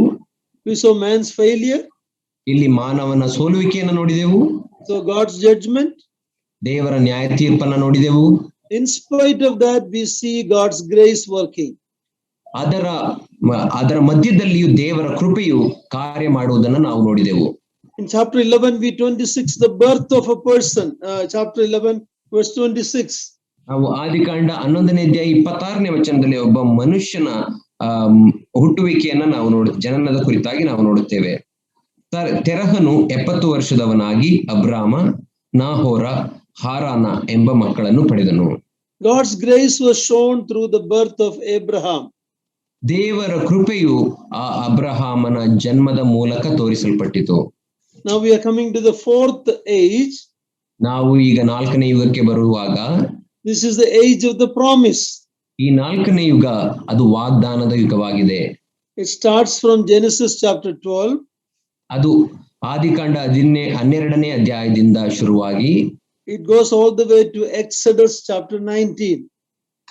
ಅದು ಮುಂದಕ್ಕೆ ವಿಮೋಚನಾ ಕಾಂಡ 19ನೇ ಅಧ್ಯಾಯದವರೆಗೂ ಮುಂದುವರಿಯುತ್ತದೆ. Abraham is the steward in this age. ಈ ಒಂದು ಯುಗದಲ್ಲಿ ಅಬ್ರಹಾಮನೇ ಮನೆವಾರ್ತೆಯವನಾಗಿದ್ದಾನೆ. And again here God is giving a command. ಇಲ್ಲಿ ಮತ್ತೆ ದೇವರು ಒಂದು ಆಜ್ಞೆಯನ್ನ ಕೊಡುತ್ತಾ ಇದ್ದಾನೆ. Chapter 12 verse 1. 12ನೇ ಅಧ್ಯಾಯ 1ನೇ ವಚನ. ಯೆಹೋವನು ಅಬ್ರಾಮನಿಗೆ, ನೀನು ಸ್ವದೇಶವನ್ನು, ಬಂಧು ಬಳಗವನ್ನು, ತಂದೆಯ ಮನೆಯನ್ನು ಬಿಟ್ಟು ನಾನು ತೋರಿಸುವ ದೇಶಕ್ಕೆ ಹೊರಟು ಹೋಗು. And later we see the promises God gave to Abraham if he do this one thing. ನಂತರ ನಾವು ನೋಡುವಾಗ ದೇವರು ಹೇಳಿದಂತ ಈ ಒಂದು ಕಾರ್ಯವನ್ನ ಮಾಡುವುದಾದರೆ ದೇವರು ಅಬ್ರಹಾಮನಿಗೆ ಕೊಡುವಂತ ಆಶೀರ್ವಾದ ಏನು ಎಂಬುದಾಗಿ ಮುಂದೆ ನಾವು ನೋಡುತ್ತೇವೆ. But again we see failure in the age of promise. ಮತ್ತೆ ಈ ಒಂದು ವಾಗ್ದಾನದ ಯುಗದಲ್ಲಿಯೂ ಕೂಡ ಮಾನವನು ಸೋತು ಹೋದದ್ದನ್ನು ನಾವು ನೋಡುತ್ತೇವೆ. Look at chapter 12 verse 10, Abraham's failure. 12ನೇ ಅಧ್ಯಾಯ 10ನೇ ವಚನದಲ್ಲಿ ನಾವು ನೋಡುವಾಗ ಅಬ್ರಾಮನು ಸೋತು ಹೋದದ್ದನ್ನು ನಾವು ನೋಡುತ್ತೇವೆ. ಆ ದೇಶದಲ್ಲಿ ಘೋರ ಕ್ಷಾಮವಿದ್ದದರಿಂದ ಅಲ್ಲಿರದೆ ಐಗುಪ್ತ ದೇಶದಲ್ಲಿ ಕೆಲವು ಕಾಲ ಇರಬೇಕೆಂದು ಆ ಬೆಟ್ಟದ ಸೀಮೆಯಿಂದ ಇಳಿದು ಹೋದನು. Chapter 15 verse 13. 13ನೇ ಅಧ್ಯಾಯದ 15ನೇ ವಚನ. Verse 13. ನೀನು 15:13. 15ನೇ ಅಧ್ಯಾಯ 13ನೇ ವಚನ. ಆಗ ಯೆಹೋವನು ಅವನಿಗೆ, ನೀನು ಚೆನ್ನಾಗಿ ತಿಳಿಯತಕ್ಕದ್ದೇನೆಂದರೆ ನಿನ್ನ ಸಂತತಿಯವರು ಅನ್ಯ ದೇಶದಲ್ಲಿ ಕೆಲವು ಕಾಲ ವಾಸವಾಗಿದ್ದು ಆ ದೇಶದವರಿಗೆ ದಾಸರಾಗುವರು. 400 ವರ್ಷ ಆ ದೇಶದವರಿಂದ ಬಾಧೆ ಪಡುವರು. Now look at chapter 46 of Genesis verse 8. ನಾವು ಆದಿಕಾಂಡ 46ನೇ ಅಧ್ಯಾಯದ 8ನೇ ವಚನವನ್ನು ನಾವು ನೋಡೋಣ. ಆದಿಕಾಂಡ 46 8ನೇ ವಚನ. ಇಸ್ರಾಯೇಲನೆಂಬ ಯಾಕೋಬನು ತನ್ನ ಮಕ್ಕಳೊಡನೆ ಐಗುಪ್ತ ದೇಶಕ್ಕೆ ಬಂದಾಗ ಅವನಿಗಿದ್ದ ಸಂತಾನದವರ ವಿವರಣೆ. Okay, so here we see Abraham was called to go to Canaan, but they ended up in Egypt. ಇಲ್ಲಿ ನಾವು ನೋಡುವಾಗ ಅಬ್ರಹಾಮನನ್ನ ದೇವರು ಕಾನಾನ್ ದೇಶಕ್ಕೆ ಹೋಗು ಎಂಬುದಾಗಿ ಹೇಳಿದನು, ಆದರೆ ಆತನು ಐಗುಪ್ತ ದೇಶಕ್ಕೆ ಇಳಿದು ಹೋದನು. And now what is the judgment given in this age? ಈ ಒಂದು ಯುಗದಲ್ಲಿ ದೇವರ ನ್ಯಾಯ ತೀರ್ಪು ಏನಾಗಿತ್ತು? Exodus chapter 1 verse 8. ಅಲ್ಲಿ ವಿಮೋಚನೆ ಕಾಂಡ 1ನೇ ಅಧ್ಯಾಯ 8ನೇ ವಚನದಲ್ಲಿ ಆ ನ್ಯಾಯ ತೀರ್ಪಿನ ಕುರಿತಾಗಿ ನಾವು ನೋಡುತ್ತೇವೆ. ತರುವಾಯ ಯೋಸೇಫನನ್ನು ಅರಿಯದ ಬೇರೊಬ್ಬ ಅರಸನು ಐಗುಪ್ತ ದೇಶದ ಆಳಿಕೆಗೆ ಬಂದನು. Verse 9 to 14. 9-14 ವಚನವನ್ನ ನಾನು ಓದಿಕೊಳ್ಳೋಣ. ಅವನು ತನ್ನ ಜನರಿಗೆ, ಇಸ್ರಾಯೇಲರು ನಮ್ಮ ಅಧೀನದಲ್ಲಿರದಷ್ಟು ಬಹಳವಾಗಿಯೂ ಬಲವಾಗಿಯೂ ಇದ್ದಾರೆ ನೋಡಿರಿ. ನಮಗೆ ಯುದ್ಧವೇನಾದರೂ ಸಂಭವಿಸಿದರೆ ಅವರು ನಮ್ಮ ಶತ್ರುಗಳೊಂದಿಗೆ ಕೂಡಿಕೊಂಡು ನಮಗೆ ವಿರೋಧವಾಗಿ ಕಾದಾಡಿ ದೇಶವನ್ನು ಬಿಟ್ಟು ಹೋದಾರು. ಅವರು ವೃದ್ಧಿಯಾಗದಂತೆ ನಾವು ಉಪಾಯ ಮಾಡೋಣ ಎಂದು ಹೇಳಿದನು. ಆದ ಕಾರಣ ಅವನ ಜನರು ಇಸ್ರಾಯೇಲರನ್ನು ಬಿಟ್ಟಿ ಕೆಲಸದಿಂದ ಉಪದ್ರವ ಪಡಿಸುವುದಕ್ಕಾಗಿ ಬಿಟ್ಟಿ ಮಾಡಿಸುವ ಅಧಿಕಾರಿಗಳನ್ನು ಅವರ ಮೇಲೆ ಇಟ್ಟು ಫರೋಹನಿಗೆ ಪಿತೋಮ್, ರಾಮ್ಸೇಸ್ ಎಂಬ ಉಗ್ರಾಣ ಪಟ್ಟಣಗಳನ್ನು ಕಟ್ಟಿಸಿದರು. ಐಗುಪ್ತರು ಅವರನ್ನು ಎಷ್ಟು ಉಪದ್ರವ ಪಡಿಸಿದರೂ ಅವರು ಅತ್ಯಧಿಕವಾಗಿ ಹೆಚ್ಚಿ ಹರಡಿಕೊಂಡದ್ದರಿಂದ ಐಗುಪ್ತರು ಇಸ್ರಾಯೇಲರ ವಿಷಯದಲ್ಲಿ ಸಹಿಸಲಾರದಷ್ಟು ಹೆದರಿಕೆ ಉಳ್ಳವರಾದರು. ಐಗುಪ್ತರು ಇಸ್ರಾಯೇಲರ ಕೈಯಿಂದ ಕ್ರೂರವಾಗಿ ಸೇವೆ ಮಾಡಿಸಿಕೊಂಡು ಮಣ್ಣಿನ ಕೆಲಸದಲ್ಲಿಯೂ ಇಟ್ಟಿಗೆ ಮಾಡುವ ಕೆಲಸದಲ್ಲಿಯೂ ವ್ಯವಸಾಯದ ಎಲ್ಲಾ ವಿಧವಾದ ಕೆಲಸಗಳಲ್ಲಿಯೂ ಕಠಿಣವಾಗಿ ದುಡಿಸಿಕೊಂಡು ಅವರ ಜೀವಗಳನ್ನು ಬೇಸರಪಡಿಸಿದರು. ಅವರಿಂದ ಮಾಡಿಸಿದ ಎಲ್ಲಾ ಸೇವೆಯು ಬಹು ಕಠೋರವಾಗಿತ್ತು. The judgment is slavery in Egypt. ದೇವರ ನ್ಯಾಯ ತೀರ್ಪು ಐಗುಪ್ತ ದೇಶದಲ್ಲಿನ ಆ ಒಂದು ಗುಲಾಮತನ. Abraham was supposed to obey and serve God. ಅಬ್ರಹಾಮನು ದೇವರಿಗೆ ವಿಧೇಯನಾಗಿ ಆತನನ್ನು ಸೇವಿಸಬೇಕಿತ್ತು. But now they ended up serving Pharaoh, the ruthless king of Egypt. ಐಗುಪ್ತ ದೇಶದ ಬಹು ಕಠೋರವಾದಂತಹ ರಾಜನಾದಂತಹ ಫರೋಹನನ್ನ ಅವರು ಈಗ ಸೇವಿಸುತ್ತಿದ್ದಾರೆ. Now in this age, what is the grace God have shown? ಈ ಒಂದು ಯುಗದಲ್ಲಿ ದೇವರ ಕೃಪೆ ಹೇಗೆ ತೋರಿಸಲ್ಪಟ್ಟಿತು? Chapter 3 of Exodus, verses 7 and 8. ವಿಮೋಚನ ಕಾಂಡ 3ನೇ ಅಧ್ಯಾಯದ 7-8 ವಚನಗಳಲ್ಲಿ ನಾವು ಅದನ್ನ ನೋಡುತ್ತೇವೆ. ಆಗ ಯೆಹೋವನು, ಐಗುಪ್ತ ದೇಶದಲ್ಲಿರುವ ನನ್ನ ಜನರ ದುರವಸ್ಥೆಯನ್ನು ನಾನು ನೋಡಿದ್ದೇನೆ. ಬಿಟ್ಟಿ ಮಾಡಿಸುವವರ ವಿಷಯದಲ್ಲಿ ಅವರು ಇಟ್ಟ ಮೊರೆಯು ನನಗೆ ಕೇಳಿಸಿತು. ಅವರ ದುಃಖವನ್ನೆಲ್ಲ ನಾನು ಬಲ್ಲೆನು. ಆದ ಕಾರಣ ಅವರನ್ನು ಐಗುಪ್ತರ ಕೈಯೊಳಗಿಂದ ತಪ್ಪಿಸುವುದಕ್ಕೂ ಆ ದೇಶದಿಂದ ಬಿಡಿಸಿ ಹಾಲು ಜೇನು ಹರಿಯುವ ವಿಸ್ತಾರವಾದ ಒಳ್ಳೆ ದೇಶಕ್ಕೆ, ಅಂದರೆ ಕಾನಾನ್ಯರು, ಹಿತ್ತಿಯರು, ಅಮೋರಿಯರು, ಪೆರಿಜಿಯರು, ಹಿವ್ವಿಯರು, ಯಬೂಸಿಯರು ವಾಸವಾಗಿರುವ ದೇಶಕ್ಕೆ ನಡೆಸಿಕೊಂಡು ಹೋಗುವುದಕ್ಕೂ ಇಳಿದು ಬಂದಿದ್ದೇನೆ. So the grace that God has shown is to deliver them from slavery in Egypt. ಆದ್ದರಿಂದ ಈ ಯುಗದಲ್ಲಿ ದೇವರ ಕರುಣೆ ಹೇಗೆ ತೋರಲ್ಪಟ್ಟಿತು ಎಂದರೆ, ಆತನು ಅವರ ಆ ಒಂದು ಬಿಟ್ಟಿ ಕೆಲಸ ಗುಲಾಮತನದಿಂದ ಬಿಡಿಸುವುದೇ ಆತನ ಕೃಪೆ ಆಗಿತ್ತು. So chapter 12 verse 51. ಅಲ್ಲಿ ನಾವು ಅದೇ 12ನೇ ಅಧ್ಯಾಯ 25ನೇ ವಚನವನ್ನು ನಾವು ನೋಡೋಣ. 12:51. 51ನೇ ವಚನ, 12ನೇ ಅಧ್ಯಾಯ ವಿಮೋಚನ ಕಾಂಡ 51ನೇ ವಚನ. ಆ ದಿನದಲ್ಲಿ ಯೆಹೋವನು ಇಸ್ರಾಯೇಲರನ್ನು ಸೈನ್ಯವಾಗಿ ಐಗುಪ್ತ ದೇಶದಿಂದ ಹೊರಗೆ ಬರಮಾಡಿದನು. So in this age we see God's command. ಈ ಒಂದು ಯುಗದಲ್ಲಿಯೂ ಕೂಡ ನಾವು ದೇವರ ಆಜ್ಞೆಯನ್ನು ನಾವು ನೋಡುತ್ತೇವೆ. We see failure of man. ಮಾನವನ ಸೋಲುವಿಕೆಯನ್ನ ನಾವು ನೋಡುತ್ತೇವೆ. We see the judgment of God. ದೇವರ ತೀರ್ಪನ್ನ ನಾವು ನೋಡುತ್ತೇವೆ. Yet in the midst of judgment, God's mercy and grace. ತೀರ್ಪಿನ ನ್ಯಾಯ ತೀರ್ಪಿನ ಮಧ್ಯದಲ್ಲಿಯೂ ದೇವರ ಕೃಪೆಯನ್ನು ನಾವು ನೋಡುತ್ತೇವೆ. Now that was the end of that age. ಈ ಒಂದು ಯುಗದ ಅಂತ್ಯ ಇಲ್ಲಿಗೆ ಮುಗಿಯುತ್ತದೆ. The next age is the age of the law, Moshe Dharmashastra. ಮುಂದಿನ ಯುಗ ಅಥವಾ 5ನೇ ಯುಗ ಯಾವುದು ಅಂದರೆ ಮೋಶೆಯ ಧರ್ಮಶಾಸ್ತ್ರದ ಯುಗ. Now the children of Israel came out from Egypt and they came to Mount Sinai. ಈಗ ಇಸ್ರಾಯೇಲನ ಮಕ್ಕಳು ಐಗುಪ್ತ ದೇಶದಿಂದ ಹೊರಬಂದು ಅವರು ಸೀನಾಯಿ ಬೆಟ್ಟದ ಬುಡದಲ್ಲಿ ಇದ್ದಾರೆ. In chapter 20 of Exodus 1 to 17, we don't need to read the lengthy passage, but it says how God has given them the commandment, the law. ನಾವು ವಿಮೋಚನ ಕಾಂಡ 20ನೇ ಅಧ್ಯಾಯದ ಮೊದಲಿನ ವಚನಗಳಿಂದ ನಾವು ನೋಡುವಾಗ ಅಲ್ಲಿ ದೇವರು ಆಜ್ಞೆ ಕೊಡುವುದನ್ನು ನಾವು ನೋಡುತ್ತೇವೆ. ಅಷ್ಟು ದೊಡ್ಡ ವಚನವನ್ನು ಓದುವ ಅವಶ್ಯಕತೆ ಇಲ್ಲ. We read the giving of the commandment. ಅಲ್ಲಿ ದೇವರು ಅವರಿಗೆ ದಶಾಜ್ಞೆಗಳನ್ನು ಕೊಡುವುದನ್ನು ನಾವು ನೋಡುತ್ತೇವೆ. When Moses is repeating the commands and telling in Deuteronomy chapter 28 verse 1, ಮೋಶೆಯು ತನ್ನ ಧರ್ಮಶಾಸ್ತ್ರವನ್ನ ನಾವು ಮುಂದೆ ನೋಡುವಾಗ ಧರ್ಮೋಪದೇಶ ಕಾಂಡದ 28ನೇ ಅಧ್ಯಾಯದ 1ನೇ ವಚನದಲ್ಲಿ ಆತನು ಪುನರುಚ್ಚರಿಸುವಾಗ what was God's intention under the law? ಒಂದು ಮೋಶೆ ಧರ್ಮಶಾಸ್ತ್ರದ ಅಡಿಯಲ್ಲಿ ದೇವರ ಉದ್ದೇಶವೇನಾಗಿತ್ತು? Look at Deuteronomy 28 verse 1. ನಾವು ಧರ್ಮೋಪದೇಶ ಕಾಂಡ 28ನೇ ಅಧ್ಯಾಯ 1ನೇ ವಚನವನ್ನು ನಾವು ಓದಿಕೊಳ್ಳೋಣ.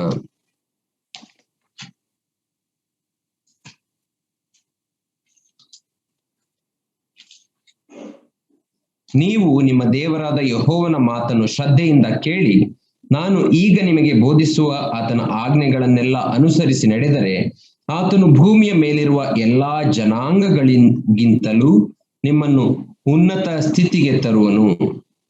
So God's command was to obey the law and become the chiefest of the nations as a leader for the nations, a blessed nation. ಈ ಮೋಶೆಯ ಧರ್ಮಶಾಸ್ತ್ರ ಕಾಲದಲ್ಲಿ ದೇವರ ಆಜ್ಞೆ ಏನಾಗಿತ್ತು ಅಂದರೆ ದೇವರ ಆಜ್ಞೆಗಳನ್ನ ಕೈಕೊಂಡು ನಡೆದು ಭೂಮಿಯ ಎಲ್ಲಾ ಜನಾಂಗಗಳಿಗಿಂತಲೂ ಉತ್ತಮವಾದಂತ ಉನ್ನತ ಸ್ಥಿತಿಗೆ ಬರುವಂತ ಜನಾಂಗವಾಗಬೇಕು ಎಂಬುದಾಗಿ ಆತನ ವಾಗ್ದಾನವಾಗಿತ್ತು. The pagan people, the Anya Janaru, the pagan people around Israel had to see how much God has blessed them for following the living God, and they should become people should be jealous by seeing their God, their blessing, and they also should come to faith in this true and living God. ದೇವರ ಉದ್ದೇಶವೇನಾಗಿತ್ತು ಎಂಬುದಾಗಿ ನಾವು ನೋಡುವಾಗ ಇಸ್ರಾಯೇಲರ ಸುತ್ತಲಿದ್ದಂತಹ ಅನ್ಯ ಜನರು ಇಸ್ರಾಯೇಲರ ದೇವರು ಅವರ ಮೇಲೆ ಇಟ್ಟಂತಹ ಕೃಪೆಯನ್ನ ನೋಡಿ ಆತನ ಅವರ ಮಧ್ಯದಲ್ಲಿ ಮಾಡುವಂತಹ ಮಹತ್ ಕಾರ್ಯಗಳನ್ನ ನೋಡಿ ಆತನನ್ನ ಹಿಂಬಾಲಿಸಬೇಕು ಎಂಬುದಾಗಿ ಆತನ ಉದ್ದೇಶವಾಗಿತ್ತು. But again mankind has failed. ಮತ್ತೆ ಈ ಯುಗದಲ್ಲಿಯೂ ಕೂಡ ಮಾನವನು ಸೋತು ಹೋದನು. So this fifth age of the law starts from Exodus 20 when the law was given all the way to Acts chapter 1 in the New Testament. ಈ ಒಂದು ಮೋಶೆ ಧರ್ಮಶಾಸ್ತ್ರದ ಯುಗ 5ನೇ ಯುಗ ಅದು ವಿಮೋಚನಾ ಕಾಂಡ 20ನೇ ಅಧ್ಯಾಯದಿಂದ ಹಿಡಿದು ಧರ್ಮೋಪದೇಶ ಕಾಂಡ 28ನೇ ಅಧ್ಯಾಯದವರೆಗೆ ಅದು ಮುಂದುವರಿಯುತ್ತದೆ. No, Acts chapter 1 in the New Testament. ಅಪೊಸ್ತಲರ ಕೃತ್ಯ 1ನೇ ಅಧ್ಯಾಯ ಹೊಸ ಒಡಂಬಡಿಕೆಯವರೆಗೂ ಅದು ಮುಂದುವರಿಯುತ್ತದೆ. Even the gospel age when the Lord Jesus Christ came, that was not the church age. The 4 gospels is actually part of the dispensation of the law. ನಾವು ಆ ಸುವಾರ್ತೆಯ ಯುಗವನ್ನ ನಾವು ನೋಡುವಾಗ ಯೇಸು ಕ್ರಿಸ್ತನು ಈ ಲೋಕಕ್ಕೆ ಬಂದಾಗ ಆತನು ಸುವಾರ್ತೆಯನ್ನು ಸಾರುವುದು ಆ ಸುವಾರ್ತೆಯ ಯುಗವನ್ನ ನಾವು ನೋಡುವಾಗ ಅದು ಈ ಯುಗದ ಮೋಶೆಯ ಧರ್ಮಶಾಸ್ತ್ರ ಯುಗದ ಒಂದು ಭಾಗವಾಗಿದೆ. What was the failure of the Jewish people? ಆ ಯಹೂದ್ಯ ಜನರ ಆ ಸೋಲುವಿಕೆ ಏನಾಗಿತ್ತು? 2 Chronicles 36:15 and 16. ನಾವು 2 ಪೂರ್ವಕಾಲ ವೃತ್ತಾಂತ 36:15 and 16. 36ನೇ ಅಧ್ಯಾಯ 15 ಮತ್ತು 16ನೇ ವಚನದಲ್ಲಿ ನಾವು ನೋಡುತ್ತೇವೆ. 2 ಪೂರ್ವಕಾಲ ವೃತ್ತಾಂತ 36ನೇ ಅಧ್ಯಾಯ 15 ಮತ್ತು 16ನೇ ವಚನ. ಅವರ ಪಿತೃಗಳ ದೇವರಾದ ಯೆಹೋವನು ತನ್ನ ಪ್ರಜೆಯನ್ನು ನಿವಾಸ ಸ್ಥಾನವನ್ನು ಕನಿಕರಿಸಿ ಸಾವಕಾಶ ಮಾಡದೆ ತನ್ನ ದೂತರ ಮುಖಾಂತರವಾಗಿ ಅವರನ್ನು ಎಚ್ಚರಿಸುತ್ತಾ ಇದ್ದರು. ಅವರು ದೇವ ಪ್ರೇಷಿತರನ್ನು ಗೇಲಿ ಮಾಡಿ ಆತನ ಮಾತುಗಳನ್ನು ತುಚ್ಛೀಕರಿಸಿ ಆತನ ಪ್ರವಾದಿಗಳನ್ನು ಹೀಯಾಳಿಸಿದ್ದರಿಂದ ಆತನ ಕೋಪಾಗ್ನಿಯು ಆತನ ಪ್ರಜೆಯ ಮೇಲೆ ಉರಿಯ ಹತ್ತಿತು, ಅದರ ತಾಪವು ಆರಿ ಹೋಗಲೇ ಇಲ್ಲ. Here we read about the judgment under the law.